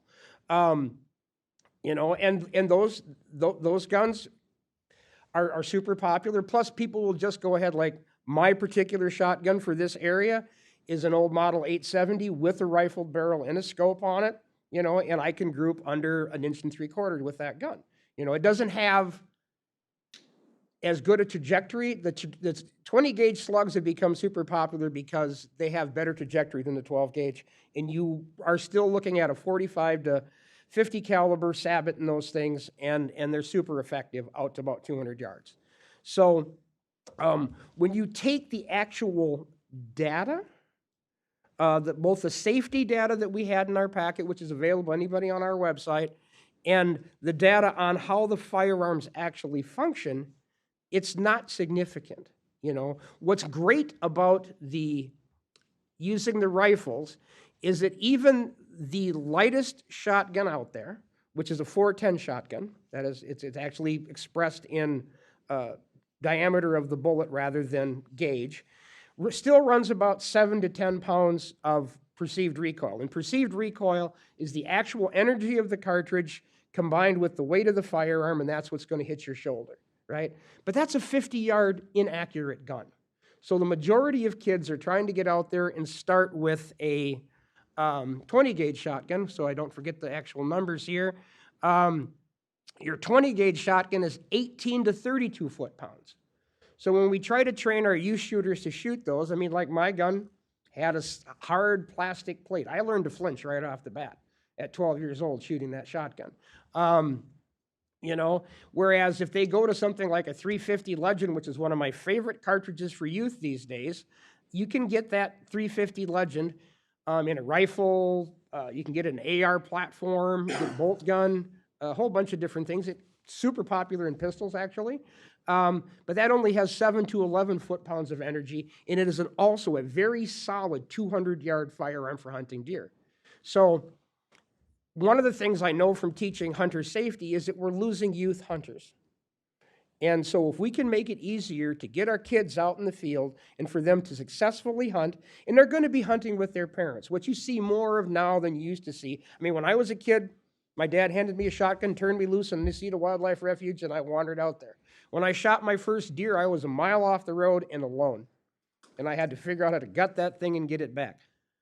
That's kind of old school. We don't really teach our kids like that. I mean, I sat next to my daughter for her first hunting season until we realized that she simply did not want to shoot a deer and she gave up the process. What you see a lot is you see people sitting right next to their kids, letting them use these firearms in areas where they're allowed, and you have that direct supervision so that the youth hunter can learn to make that first critical, accurate shot for the most humane kill of the animal. And that's a big part of it. And that's where rifles really, really shine, is that we can get that, we can get that immediate humane kill. So I mean, without going in, I mean, if I go into emotion, I'm going to say, oh God, yes, I want to dig out my 1953 30-30 that I inherited from my uncle and that went to my dad, and that 10 of my cousins also shot some of their deer with. You know, I mean, that gun went through the whole family. But I'm not looking at it from the emotional perspective. I'm saying the rifle season makes sense by all available data that we have as being safe, effective, and the best option for harvesting the number of deer that we're looking at in the state. And as somebody else mentioned, you know, right now it's the coyote breeding season. I expect to hear rifles firing in my neighborhood. I should also mention, I live, for those who don't know, I live next to the woods where people hunt. You know, I mean, I could theoretically shoot deer in my yard, but I just, they're too stupid. I don't like to shoot the deer in my yard. They just stare at me. So it takes the sport out of it. But whatever's allowed for the state, for the county, is going to be being fired 200 yards from my house, easily, or less. So, I mean, it's not like I don't have a stake in this deal. And that's, I guess, what I got to say about it. Thank you for the You bet. comments. Okay, Commissioner Schumacher, what you have? I'd like to start off by thanking everyone who came in, like you had done. I appreciate their voices and concerns, not only here in the room, but also those that took the time online to do that. I will say that I believe clearly that none of us advocated to be here to talk about rifles and shotguns. I think it's a state legislature thing that got us here, and that's why we're here. We didn't get here. For mine, it's a lot more simple. But for my side, you know, I represent Livonia Township, Zimmerman, Baldwin City, and then the south side of the city of Princeton. And so Zimmerman and the city of Princeton have a no firearms ordinance. So, I mean, you can look it up and we'll get the data and come up. And then I have the city of Baldwin, who never adopted that when they became a city, and then Livonia Township, who continues the hunting process for us. So it's a 50-50 split. I think I bring that up just to kind of be more like what Jeremy had said. If the state delivered it this way, I think I don't have to work hard to get a paycheck on this ordinance, is what he had said and mentioned. And coyotes, like there's a ton I live in Baldwin, and they can't kill enough of those coyotes, in my opinion. And the same thing with the deer. If you're telling me you guys can take more deer by shooting them with rifle, please do so, because nobody believes in my process of big buck bumper hunting off County Road 1, because I hit one with my car every single year, and the insurance adjuster would love it if we just didn't do that experience. So where I'm at is I'm leaving it with the state. I listened to everybody, I read the comments, I did the thing, and you know, if we can come back and if there is a problem, I hope there would never be as many injuries as has been said in the public comment. But if there was an injury, to come back and relook at it and reassess that for us. Or if it's a statewide problem, and hopefully the injuries never happen in Sherburne County, but let's say they did happen across the river, I won't say where, that we would then maybe look at that at another time, because I don't get a day pass to cross the river. Yeah, Are that's you all I posted had. somewhere on the bridge? Don't let this, don't let him cross. Don't let me cross, but Yes. thank you guys for that, and thanks for those who came in. One other thing I'd like to mention is I don't think nothing I see in this statute prohibits an ordinance like the city of Corcoran has. In the city of Corcoran, because they were concerned about hunting, and by God, if you can ever get permission to hunt in the city of Corcoran, I work there at nights, so I know what the deer look like, massive. Anyhow, the city of Corcoran passed an ordinance many, many years ago that you can only hunt from an elevated stand. So there's nothing in this ordinance there's nothing in the state law that's going to prevent individual cities from doing that if they feel they have a population problem. I don't think it's available to townships at this point, but that's more of a legislature problem, right? You know, if the city of Baldwin decided they wanted everybody to sit in a tree stand and shoot down, they could make that happen. And whether or not that's 100% necessary, I don't know, because once again, we'd have the same thing. You'd have guys out there shooting coyotes with a 30-06 at midnight in Greenfield. So, but that's another consideration. I mean, I really am just a big fan of we don't need to do this. The state has made that decision. All right, thank you. Commissioner Gray? Go ahead. Commissioner Hulls? Well, I just want to thank everybody for taking the time to come in and make their comments. My personal hunting experience is limited. My vast majority of my hunting experience had to do with 500-pound bombs, and I don't think it's the same issue. So, Not much meat left over on a 500-pound bomb. yeah. So, I'm going to take into account everybody's input, the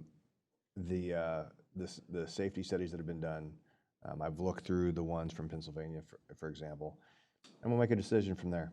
I just would encourage everybody to continue to provide their input, and both either online or directly to the commissioners, and we'll make a decision. We're not making. I don't think we're scheduled to make a decision today. Not today. So we'll just continue. We'll just continue with the process, but.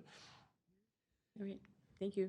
Commissioner Gray? No, I kind of concur with Commissioner Hulls in regards to that. I don't hunt. Don't have a skin in the game in regards to that. Gun owner, but no hunting involved. I appreciate all of Commissioner Felber's data, but your feet per second, yards hitting a pie, all kind of Greek to me.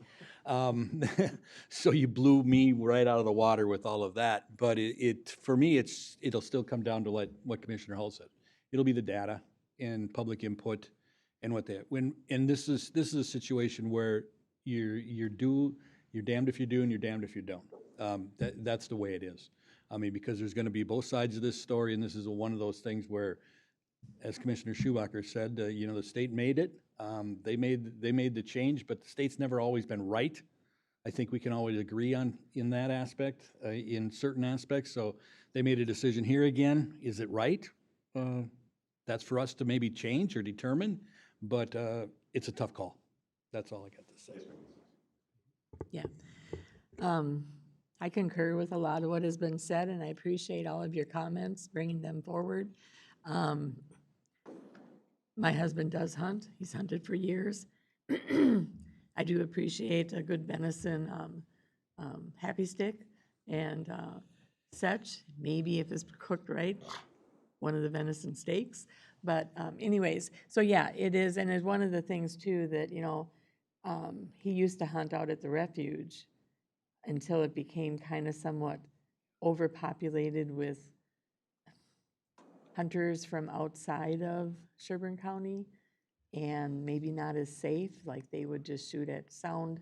They'd come in and track your blood trail. There just wasn't a whole lot of what I would call good hunter ethics and actions. And so he quit hunting out at the refuge because that was shotgun at that time, and you never knew what was going to go whizzing by on you. So that being said, it's not the gun, it's the person using the gun. And if they're not going to be trained and they're not going to do the right thing, doesn't matter if they got a shotgun in their hand or a rifle in their hand. There's going to be a situation that is not going to have a good outcome. But like I said, we will, I am of the opinion that data is helpful. I know that there's concerns with our populated areas.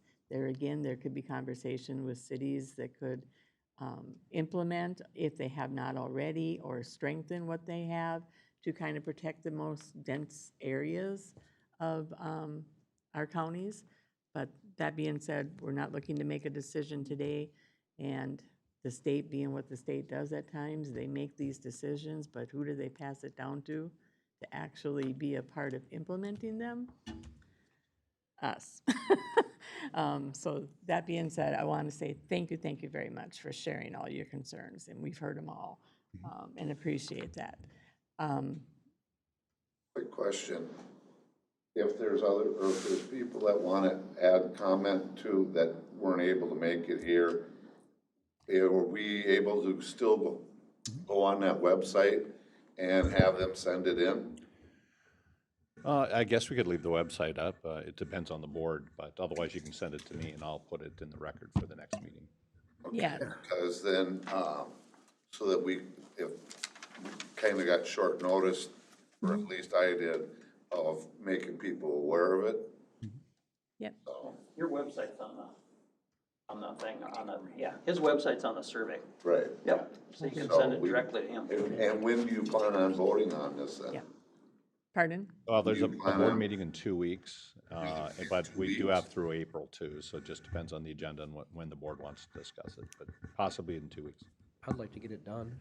Yeah, it's for sure going to be within the next 2 to no more than a month. We meet twice a month. Okay. All right. Yes. Thank you. And I think that we are wanting to see that opportunity open to continue to put forth your comments and stuff. So look to the website. I want to thank you for your time. All right, thank you so much. Thank you. Yep, take care. I have had a request to do a 5-minute recess at this time. So we're going to take a 5-minute recess and be back at Recess. 10:50. Is that good enough? Okay. 10:57?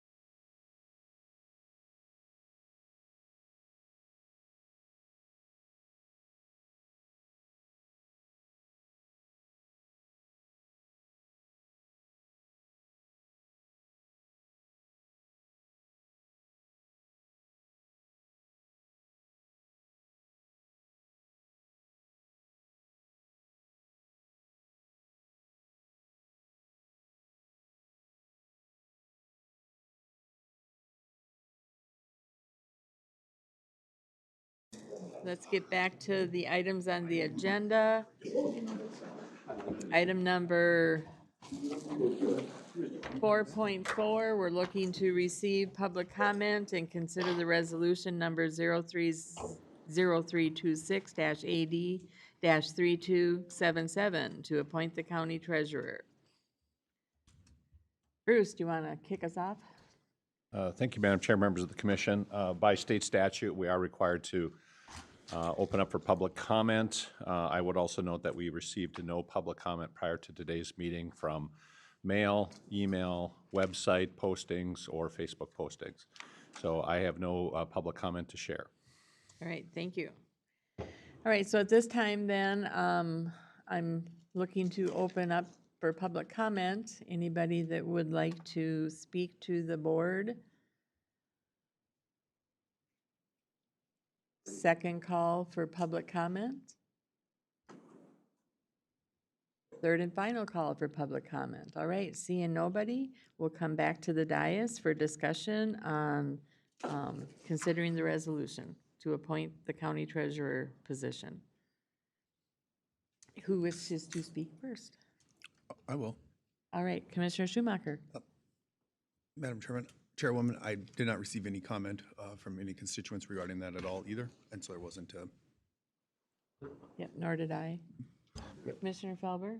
Everyone that I've discussed it with thought it sounded like a good idea, so. Okay. Commissioner Hulls? Yeah, the only comment I've had is just some general comments, and I've not had any negative feedback, but I've not had really anything in writing or just some general comments, that's all. Commissioner Gray? I've had no comments, zero, but personal experience, we did this back when I was on township. We appointed our treasurer for a multitude of reasons, and I think we're on the same path, looking forward to this, for this one, for the county treasurer. All right. And Madam Chairman, I had Schumacher. not received any comments since the boat comments that I had got from last time at the last meeting. So no new comments since the two that I had received from that. All right. And real quick before you move on, Brian, can you pull up the timeline? I did revise the timeline just a little bit for you. It's the attachment. And if you want to zoom in on the left columns, there you go. So should you take action today, and because of the statutory timeline, we would recommend that if you are to consider taking action today, you see 3/3/2026. The statutory 30-day period then ends on the 2nd of April. We would recommend then that after the 2nd of April's statutory deadline passes, that then you would actually appoint the county treasurer. And the recommendation, of course, would be that you would appoint the existing auditor treasurer, who then at that point would be an elected auditor position and a treasurer, so that we would keep the same structure in place until you proceed with budgeting and reorganization this summer.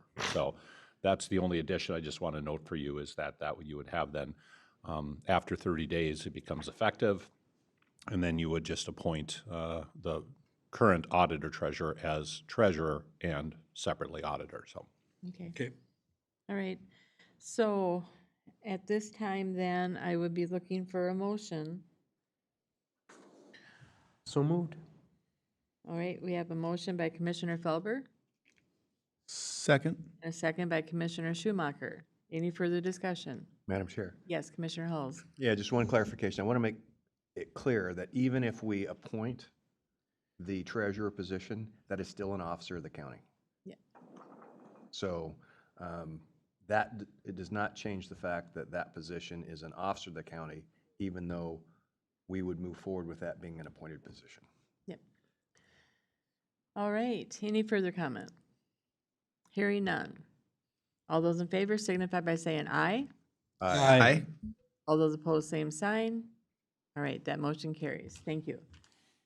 All right, moving on to the next item on our agenda is item number 4.5, consider actions relating to financing of county jail renovations and limited expansion. And this is going to be Bruce. Oh, and welcome to our sheriff. We have Dan, Joel, and Bruce here, so we'll try to cover All right. briefly then answer any questions. So we do have three requested actions for you to consider today. The first would be a resolution you've seen before when we issue bonds, and that would authorize reimbursement of expenditures that we would incur now from a future bond sale. So this is from your bond counsel, and what it does is it allows you to incur expenses now, sell bonds later, and then reimburse yourself for those expenses related to the project. So that's Resolution 3274. Resolution 3276 is at the request of Representative Novotny and Senator Matthews, who have introduced legislation, as the board had requested, to authorize a local option sales tax. Their recommendation or their request is that the board consider a 0.25% sales tax request to the legislature as opposed to 0.5%, but then they would also support that going out 20 years versus 10 years. The reasoning for that is they felt that a half cent, even though it would be over a shorter time frame, might be a bigger lift for them at the legislature. So that their recommendation is that we do that. This resolution rescinds the original resolution and then adopts that as a recommendation. And then when we deal with the Senate and the House, we will update that resolution. So that's Resolution 3276. And then the final action would be to have Dan and Joel maybe just give you a very brief update. We did talk to bond counsel again, ran some scenarios that fit within this financing mechanism, but we are looking at a request for proposal solicitation for jail renovation design and construction document preparation services, and then potentially also for a construction administrator. And so what we'd like to do is get authority from the board to prepare those documents and then release the RFP. So you're not issuing a contract today, you're just authorizing us to solicit respondents that would then come back to you for a recommendation for contract for design and document preparation. So those are the three action items. And I guess we should stand for questions first on any of those three before, if you want to consider those separately. Any questions? And I think we should do them separately. They probably keep it cleaner.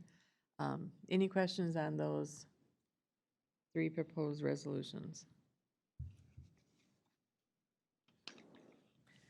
Just a fallback plan on number 2. If that doesn't pass the legislature, what is our fallback on that?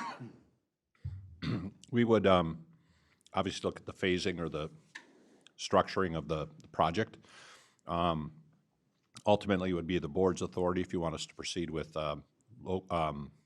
levy-funded debt repayment, or if you would like to consider alternative financing, which we could look at, or if we would scope the project down. Okay. So there is a fair amount of risk for a little bit of money to start design work, but the reality is we'll know by May or June if the local option sales tax is going to be on the ballot this year. Okay. We also have the risk that it gets turned down by the voters, so you still have the same risk. Same risk. How does, Commissioner Gray? how does that, how does has anybody, obviously I just heard about this, so has anybody done the math? How's that gonna work out if we do it, the smaller sales tax over a longer period of time? How's that gonna work on paying back our bonding and stuff? It works. We were looking at 20-year bonds anyhow. Okay. And we asked for authority up to $75 million, which is more than, the first phase of the project you saw. Okay. But we will pay more in interest. However, the way the resolution is written as it is, it allows for $75 million plus interest. So ultimately, the taxpayers will pay more in debt service, however. Okay. And I think we all know that these are things that are definitely in need of improvement in our county jail, just because of their age. So I think this can has probably been kicked down the road a ways, and it's not getting cheaper as the process goes on by all means, so. Madam Chair. Yes, Commissioner Gray. The little bit of risk we have here doing this earlier than waiting to find out if the legislator passes it, do you feel that that's worth it, Joel? The little bit of risk that, we might, because of the discrepancy in how we might perceivably finally finance this whole thing, is worth the risk? And as Joel goes up, I would just note, if we don't begin initial design work now, we might lose an entire construction year. So That's what the I'm risk, asking. but- That's worth the risk, is what I'm saying. Yeah. Correct, Yeah, okay. Yeah, Yeah, because and we'll phase the sign design isn't work. gonna go yeah. anywhere. Well, Felix used to say, and he was right, somebody spent $1 million of taxpayer money to design or have a plan, a conceptual design for a bridge that got put on the shelf. Theoretically, we could design a jail renovation and have to rescope it, but that's the Reality of it. that's the reality we're in, so. Yeah, and it probably wouldn't have changed the design element that much. We just would have to look at a different way to. Yeah, I mean, I'm never going to say it won't, because even if you take a design and you then decide to phase it, it's still going to be a major issue. The sheriff and I were speaking yesterday, and I said one of my concerns with the bills in the legislature, which I know we're going to talk about next, is it isn't just turning off the lights in a room if we end up losing a part of our facility because of a state decision. All of the technology is integrated, the locking system, the monitoring systems. I mean, you're really talking about a decommissioning, and it's almost like cutting off a leg and then having to reroute all the arteries and the veins and the nerves. It's a very complicated effort. So if we get a certain amount of design and we ask them to rescope, it will be, it'll take time to turn the ship around, but it is doable. Okay. All right. I had one question. All right, yes, Commissioner Madam Chairman, Schumacher. I have one question. On line item number 1, the reimbursing certain expenditures, could that be included for the water piping that we already approved? I don't think we were going to resell the bonds for the water piping project, were we, Dan, or is that rolled in? We were on the portion of the solid waste department that we borrowed, so we were allowed to put that into the bond. Yeah, so a portion of it that we're borrowing, so correct. Yep. Good call. Any other comments on the resolution of 030326-AD3274? Madam Chair. Yes. Is the initial payments that will incur, is that coming out of the enterprise fund? Excuse me. That will depend on when we sell the bonds and how we structure them. So we can do that if that's important. We won't incur any repayment until at least 2027. Okay. We won't be selling bonds till this fall or Okay. late fall or early winter. So Right now, we're just generating what the cost will be to give us more preparation to move into that next step of financing. Got it. Okay. Makes sense. Thank No you. cost yet, it's just an RFP to bring in. People. Got it. Okay. Any other discussion? Hearing none, then I'd be looking for a motion for resolution number 030326-AD3274 to authorize reimbursement of certain expenditures from the proceeds of tax-exempt bonds to be issued by the county. So moved. Second. Motion made by Commissioner Schumacher and seconded by Commissioner Felber. Any further discussion? Hearing none. All those in favor signify by saying aye. Aye. All those opposed, same sign. That motion carries. Okay, moving on to the resolution number 030326-AD-3276, rescinding resolution number 021726-AD-3237, and requesting that the state authorize a local option sales tax of 0.25% for jail renovations. So moved. All right. Okay, we have a motion by Commissioner Hulls and a second by Commissioner Felber? Yeah. All right. I didn't hear on that end very well. Okay, that's Any further discussion? Madam Chair. Yes. I just want to reemphasize again, the reason that I prefer this route is because it's twofold. One is it has as opposed to any other way to pay for this at this point through, whether it's a levy or sales tax, there's a definite end date. And so this particular option has a sunset. The second piece is that the voters get a say. So it will go to the voters, and they do get a say on this as well. So those two aspects, I think, are important to keep in mind. Thank you for those comments. Anybody else? I also think, too, that it's an opportunity, depending on what the voters decide, to keep it off of 100% property tax, as versus this is something that you can generate a tax coming from outside of your county as well to help pay for those improvements. Because as we all know, we do not just plain house Sherburne County detainees. All right, no further discussion? All those in favor signify by saying aye. Aye. All those opposed, same sign. That motion carries.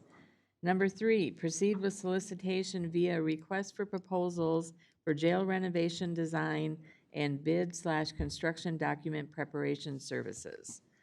You looking for a motion? So moved. All right, motion by Commissioner Schumacher, Second. seconded by Commissioner Gray. Any further discussion? Hearing none, all those in favor signify by saying aye. Aye. All those opposed, same sign. That motion carries. And I just want to note, none of you got the Eagle Eyes Award. If you look Uh-oh. at that first great word, authorize, I don't know where Dan is spelling stuff anymore, so. It's pretty crazy, so. I thought it was meant to be done with a French accent. You know, I will tell you, Poor Dan. somebody is currently overseas in Europe, so maybe it was that person who wrote it. I don't know, but. Okay. All right. Okay, now we can move on then to item number 4.6, to discuss the legislative activities, review recommended updates to county legislative priorities, and consider additional legislative representation support. Bruce? Thank you, Madam Chair, members of the commission. A couple of quick updates here. We have a legislative priorities which you approved last fall. What I wanted to do was have you consider today adding to our state legislative priorities the local option sales tax request, which you just passed the resolution for. That will allow us to engage our lobbyists to work on that. The second is to add to our state legislative agenda also to, and I might wordsmith this a bit with you, but to, I'll use the phrase today, defend the county's federal contracts against attempts at the legislature to change those. Great. And so those are the two items that I'm hoping you'll discuss and consider adding to our formal legislative platform so that on Wednesday and Thursday, those of us going down to AMC can make sure that we talk about those when we're going down the halls. And related to that, I did send out to you the draft testimony, which I intend to present today with your permission on that second topic to make sure that we are represented down there. And then related to that would be a second action, and that would be at your direction. Joel and I did seek solicitation for additional representation services in St. Paul specific to that latter option, which is the kill bills. And we solicited 7 firms. 2 responded that they didn't have the time or the bandwidth to take on this very short-term project. We did get 2 proposals back and 3 did not respond. We did review the 2 proposals, and we are recommending that the board consider engaging with Capitol Hill Associates for a 3-month period to specifically focus on those kill bills that we've talked about before. They were the lowest responsive bidder, and our primary contact would be Nick Zerwas for that activities. So the 2 actions on this particular item, besides just discussing this, and I know we'll talk more at the under item 5.1 on some of the other activities we had at NACO. But the 2 requests here are to add local option sales tax for the jail and defending the county's federal contracts to our state legislative agenda. And then the second would be to approve and authorize entering into a professional services agreement with Capitol Hill Associates for a 3-month period to work on state legislative issues. All right. Discussion. Well, for me, this Commissioner Halls. is a pretty high priority item. I think, Dan, you can correct me if I'm wrong, but I looked at the numbers, and I think the enterprise fund has sent out to the rest of the county something on the neighborhood of $85 million since 2020. If you include bond payments and debt and things like that. Yep. And so if you average that over 25 years, 26 years, it comes out to 3.3 million a year. Granted, it wasn't even like that But if you think about it, that's 5% of the levy, right, Dan? That'd be, if it had to be on the levy? Yes. So, 3 million, yep. so this is, if we were to lose this opportunity, just to continue doing what we're doing, not taking into account, reductions in cost that would be associated with not having to maintain those contracts, you're talking a 5% increase to the levy alone. So this is Big. This is a big deal. So we need to make sure that we are focused on making sure this continues. And it feeds back to our previous discussion on why we're doing some of the other things that we're doing with respect to the jail. So, and just to note, that 85 million is the all-in. Dan and Joel did kind of parse that so that we're talking specific, because, if you build a large facility, you have to maintain a large facility. You can't really say you're transferring funds out for the rest of the county when you're maintaining a large facility. But it still is well over 20 million. That's very unique to the transfer. So it's still easily $1 million a year. So, and I don't want to overblow this, because if we go down there and say it makes us 85 million, well, then they're going to say, well, why do you need any other money? So we have to be a little careful how we present it, because these are transfers that are unique to what they've supported the rest of the county for, not for replacing the own infrastructure in the enterprise fund. but my point is that it still has a significant levy impact if it were to go away tomorrow. Well, and I'll go one more with you. I think the message is two-pronged. It's not just the capital that we've been able to undertake, so let's just say easily $1 million or more a year on average. The operating efficiencies are well over 1.5 to 2 million a year, because we're tracking between 10 and 15 individuals that we would have to hire if we didn't have the enterprise fund that would be on the levy.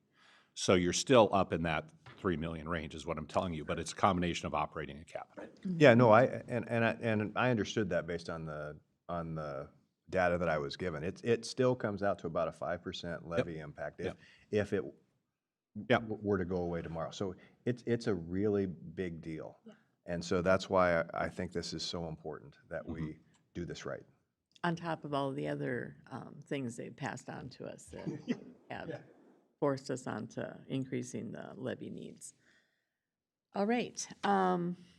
Okay, so then the first two items then, adding the local option sales tax and defending our contracts at the state level to be added to our legislative priorities. And with that being said, I'd be looking for a motion to approve those two. So moved. Okay, we have a motion by Commissioner Hulls. Second. And a second by Commissioner Felber. Any further discussion? Hearing none. All those in favor signify by saying aye. Aye. All those opposed, same sign. That motion carries. And you will then add that to what we're going to receive for those talking points? Yeah, we have leave behinds for a couple of the projects. Okay. We won't have one. We've already introduced the local option sales tax, so I may just have a little basic sheet for that. But Perfect. yeah, the leave behinds are really for our bonding requests. Okay. These are really more for when they come up in conversation. Okay, so that's for later down the road, not Correct. for our talking points for the legislative Correct. conference period. Okay, perfect. All right, and the next one then, looking to approve the contract with, Professional services agreement with Capitol Hill and Associates. Yep. And we'll We've got it structured through March through May for representation services related to the federal contracts. Perfect. All right. So moved. Okay, we have a motion by Commissioner Felber Second. and a second by Commissioner Gray. Any further discussion? Madam Chair, Yes, Commissioner Hulls. just for full disclosure, I just want to make it clear, I've known former Representative Zerwas for well over 20 years. However, I have no personal stake whatsoever in this contract, other than my desire to make sure that we're successful in this endeavor. So I just want to make that clear. But you've known him that long and you still think this is a good idea? Yes. Okay. And Madam Chair, I would Yes. echo Commissioner Hall's remarks. Right. As me and Administrator Messel talked yesterday, everybody in Elk River probably makes the same disclosure about Nick. He's good friends with a lot of people. Yeah. See, okay, first of all, if you do want, I did bring both of the respondents. Wasn't gonna hand them out, but if you're interested, you can look at them. But, you know, here's the challenge we're gonna have. Everybody knows Nick, so it'll go really well, but, this particular, you know, issue is going to be interesting how it plays out. I mean, I don't know if you saw, there was, you know, one side of the aisle just introduced legislation this week to impeach Walz and Ellison. And the other side is, you know, introduced legislation to kill these types of federal enforcement. So the grand politics is out there. I think we're going to be really well positioned to just be factual, apolitical. We've been doing this for 45 years under many different presidents and many different governors, because that's where I think our bread and butter is going to be. What we're trying to do is stay just below that radar where we don't get the two things firing at each other. We're the target then, so. Okay. That we're caught in the crossfire. Yeah. All right. Thank you for those comments. All right. Any further discussion? Hearing none. All those in favor signify by saying aye. Aye. All those opposed, same sign. That motion carries. All right. Thank you. Now, just one social commentary here on consultants. You know, you guys all know the gig with consultants, right? You know, you give them a bunch of money, and then they ask for your watch, and then they tell you what time it is, and that's how it works. And so this is literally what happened yesterday. So we're working with Representative Novotny for testimony today, and last night, Nick is texting me saying, have you got your talking points done? Have you got them done? I'm like, Nick, that's where I need your help. I don't need to write them. So I feel like now I got 6 bosses all of a sudden, so it'll go well. Oh, goodness. Okay. All right. That wraps up that agenda item. Next, we will move on then to our announcements and correspondence and receive that from our county administrator, Mr. Metzel. And I will go. Sheriff. I will go very quick for you. I know you have your own updates. First of all, in your packet is a nice map of HR 1 that Commissioner Schumacher provided for us from a briefing. Really what it shows you is that the error rates are significant across many states. And those of us who are in DC, we learned about the Alaska exception, and that was very interesting to us. But basically, the message here is it's not just Minnesota that is concerned about the implementation of HR 1. Second of all, in your packet is the library annual report. I didn't know if you received a hard copy yourself, but I just put it in there for your information. Third, we did receive a letter. I shared it with you in your packet, but here's the hard copy if you want to take a look at it. Notification from Xcel Energy about Sherco Solar 4. Again, I think it's important for the board to know about this because this is something that we have no say over. It is it's a industrial level facility, and the Public Utilities Commission is the regulatory authority. So, but if you get questions, at least you know you're aware of it. And then last, I just wanted to note that Dave Rodell had sent out a really nice email, I hope you saw it this morning, about recent awards within Public Works for some of our projects, and I'll just briefly summarize them.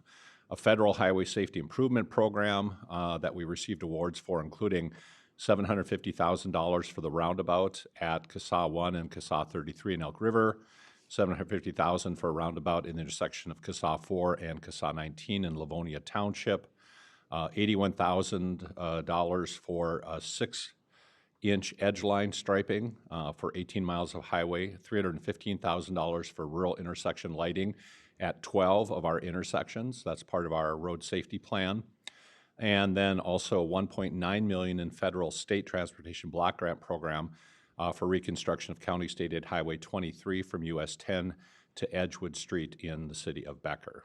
So that's really, really good news for us, including the fact that the Becker project scored #1 overall in the competition. So congratulations to Andrew and to Dave for great work on getting those funds awarded. Also, in case you do get questions, we are planning on doing our Rumble Strip project this year. We did get federal funds. It took a while to get that agreement through. I have communicated that with Representative Meeklin because he's tracking it very closely. But again, if you do get questions or you want me to send out the map again, I'll send that out of where Rumble Strips will be added as well. Thank you. Is this 12 new intersections that we're doing for lighting? Yes. Okay. You want the map? Yeah, that'd be Okay, great. I'll send that map out with the Rumble Strip map then. Yeah, because I had some questions on that just the other day, and I didn't know where we were, but here we are, so. And those are, when they do get done, it's amazing how much they improve the ability to identify at nighttime that there's an intersection there. Yeah, and Before you would, ironically, they improve daytime safety too. because they see the. I think they see something, there's something there, and I mean, I don't know the science behind it, but it is statistically proven, so. The last thing, again, I just want to note, unless the board has objections, I will plan on testifying this afternoon on behalf of the county then, so. Oh, excellent. I didn't know who was going, but I knew we needed to. One of you guys can go. Joel and I spoke, and we thought with us taking a very neutral position, you wanted somebody boring and, and that was And we me, so. picked you. Oh, it's fantastic. No, that's great. I just, I knew it was on the agenda, and I just didn't know how, yeah. Yeah, it's Representative Novotny is co-chair, but he's not co-chairing today.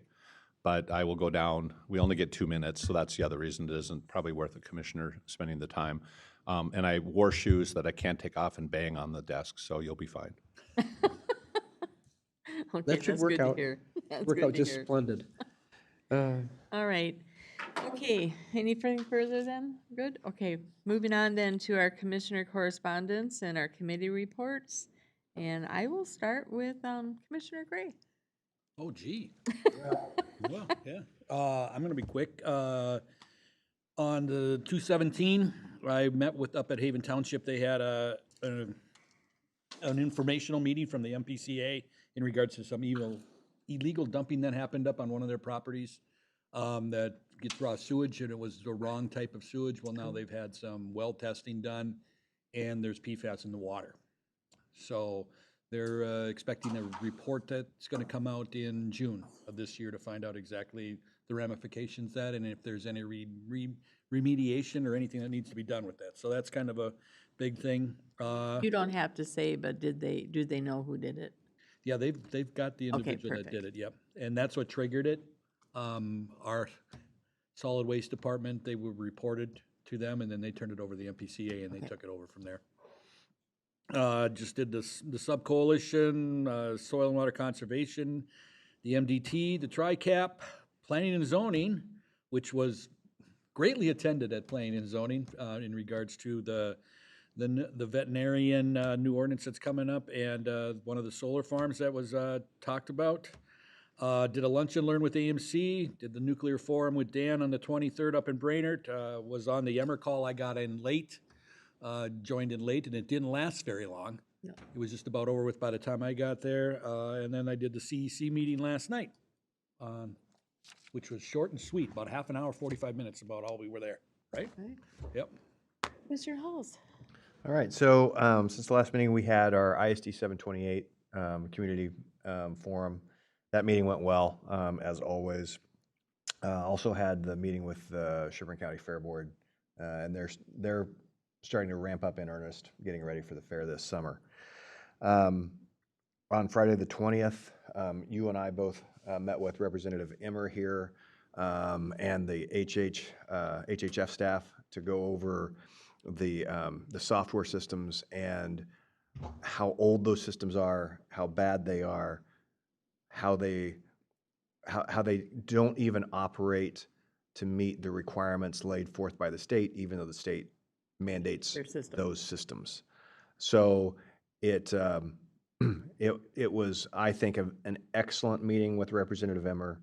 He saw just how bad those systems are. And what some of the implications are with House File 1 and some of the challenges in the county. So I thought that was an excellent meeting, and he spent quite a bit of time with us on that. Yep. I went to the NACO conference. The one big takeaway for me on that was I attended an AI seminar, and it brings up that we're probably coming on due to have our review of how AI is being used in the county. I will say that the way that we have set up our review process for AI seems to be in line with what the recommendations were at that particular seminar. Good. So, I think that's very positive. And then just on a smaller note, I'm involved. There's a there's a cemetery in Elk River that will be coming up on 150 years old this summer, at the Vernon Cemetery, and they're going to be doing a day this summer for a celebration and a little bit of a historic tour of some of the historic grave markers and those sort of things up in Vernon. I wanted to talk to Gina about it a little bit too, so when we get a chance, I'll spend some time with her. And that's it for me. Cool. All right, thank you. Commissioner Felber. Okay, let's see. So I started out with the Great River Regional Library Finance Committee. Things look good. Then the Great River Regional Library Board meeting. Benton County has cut their funding, so services are going to be cut at Foley at this point in time. ISD 728 was a great meeting. I went to that. I sat through the packaging EPR meeting. They're making some progress on that. Went to the NACO conference.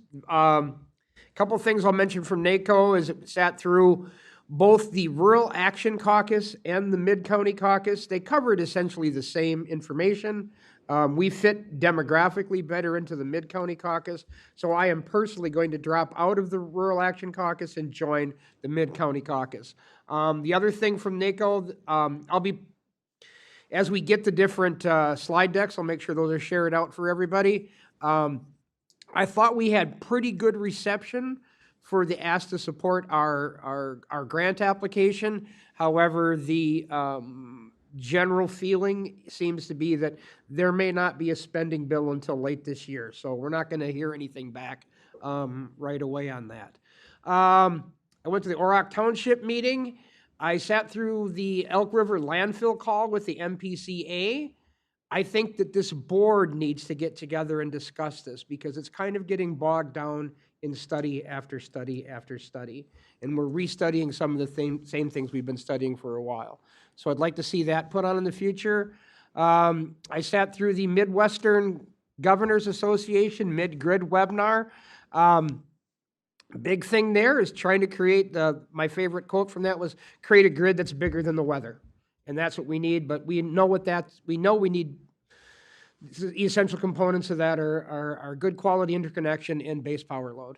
And let's see, I sat through another webinar that was, and I just lost my notes, that was about a child care facility that they put together down in Mapleton, Minnesota. It's only like an 800-foot square building, just a straight child care facility. And that's something that they had to do some dancing around with their zoning laws and stuff like that. That's the kind of thing we could look at even putting into, say, like a hamlet or whatever like that. And they did do some public support for that. It's a publicly owned building, but then it's going to be leased out to people. That's another potential solution to, or part of the solution to the child care crisis. Where did I go after that? Sat through the Emmer staff call, that's already been mentioned. SECB meeting, yep, we're working on a lot of the stuff is going ahead with the statewide 911. AMC Solid Waste Working Group, still a lot of good stuff happening with that. Trying to move ahead and figure out what we could functionally do with that organization. The other thing I'm going to mention, because I've been doing this, is that at this point, 62 days into this year, 63 police officers have been shot nationwide. Yet we still have politicians who are saying resist, resist, resist.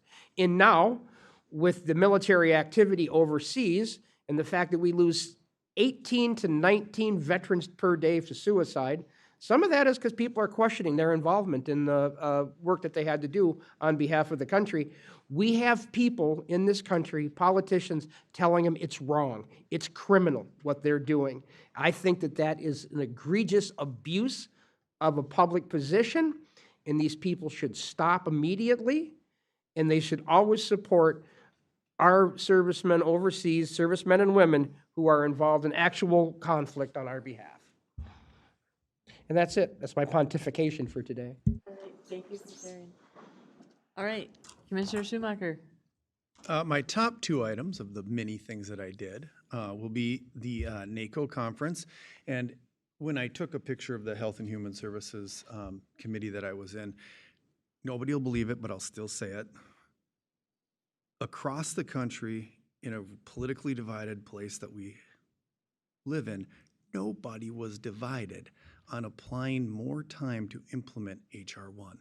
You could unify an entire group of people from across the country that they just need more time to implement the HR 1 policies that you guys had seen. So I know it's hard to believe, but I was in a room with both parties of county commissioners from across this country, and they were unified on something. It was something to, you have to be there to take it in, and I know there will be doubters, but that was impactful for me. And then the rest of the DC comments that I had done with Commissioner Palmer, and then with Commissioner Housley. And then as a wrap up, I had over 150 contacts with constituents regarding energy in a community and industrial development park, which I talked about earlier. So it's really important and impactful, and I'm glad that the public engagement in that conversation, because it needs public engagement in an open setting. And so I was happy to help promote public conversation. That's it. One more thing quickly. Yes. The last night of the conference, I should have mentioned that I got, HR1 keeps coming back up. We were having a discussion with some folks from Ramsey and Hennepin counties and a couple other counties, and we are going to be meeting again at this next conference this week, and we're going to be trying to talk about getting something done to affect that program, to affect the software that we're using in this legislative session. And the other folks involved are more familiar with legislative process than I am, so I'll be counting on them to see how we do it. But I said, I'm in 100%. And this is, I guarantee you, a very bipartisan group, so. All right. All right, for myself, attended the SUP Coalition meeting that Commissioner Gray referred to. Also attended the NACO Central Region meeting and the Big Lake City Council meeting, where I was honored to be there watching the installation of their new police chief, Sam Olson, longtime resident of, actually born and raised in Big Lake. So congratulations to Sam Olson, who will, I knew, do an awesome job leading the Big Lake Police Department. And then had a 7W meeting. That's why I was not able to make it to the Elk River IDS meeting, because I haven't figured out how to be two places at once yet. If anyone does, please share. Also, attended the Emmers visit in regards to the HHS state computer system.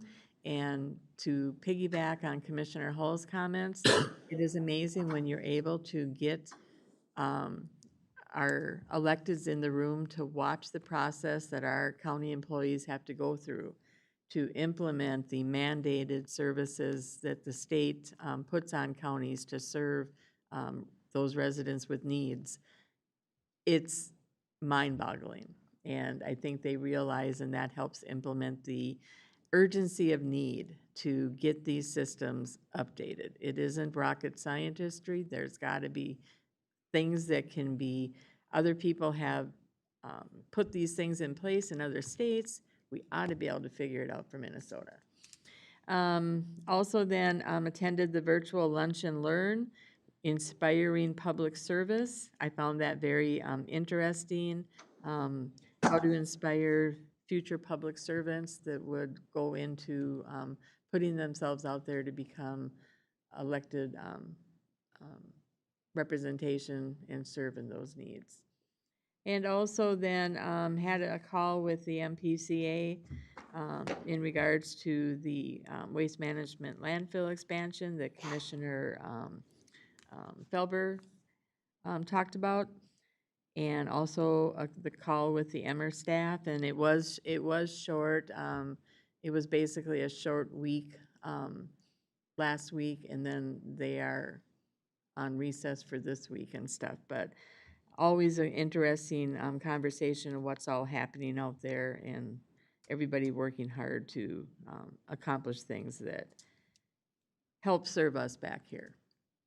Also met with the Veterans Service Department, got a really good interaction and kind of a round robin of what each person in the department does.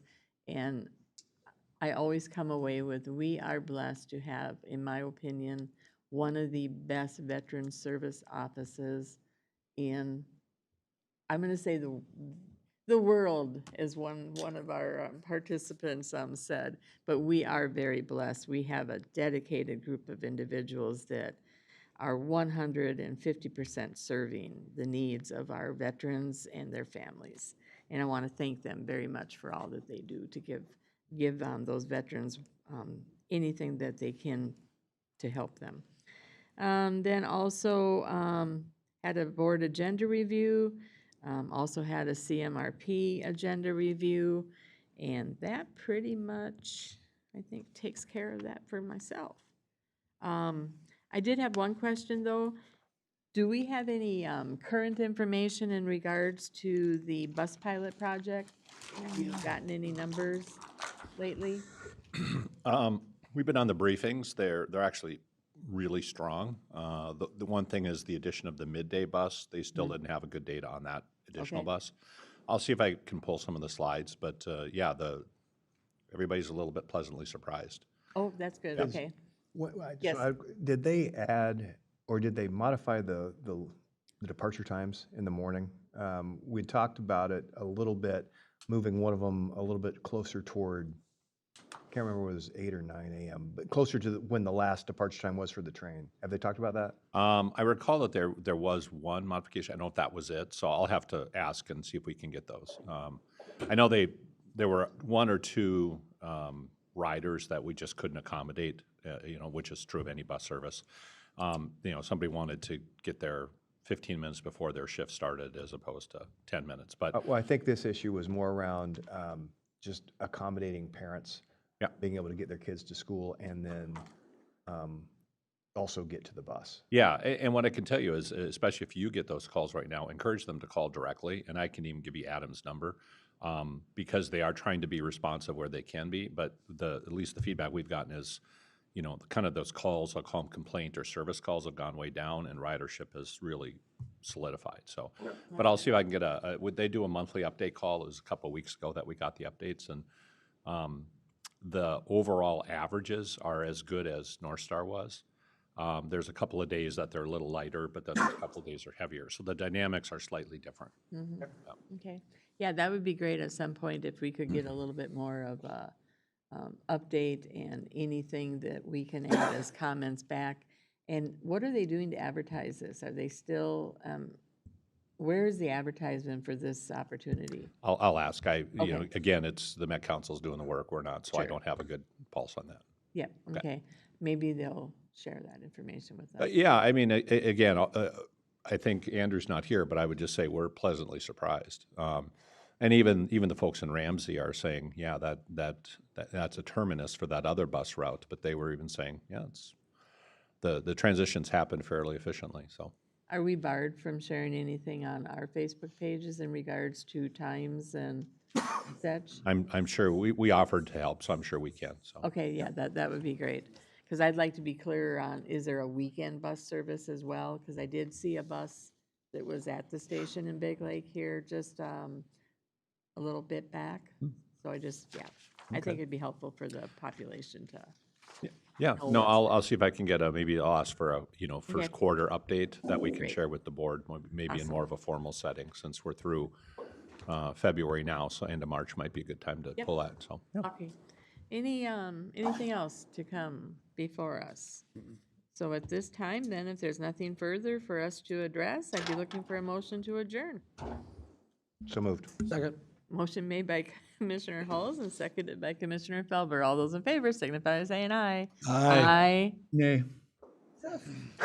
4 in favor, 1 against. He wants to sit See you here. next month. Well,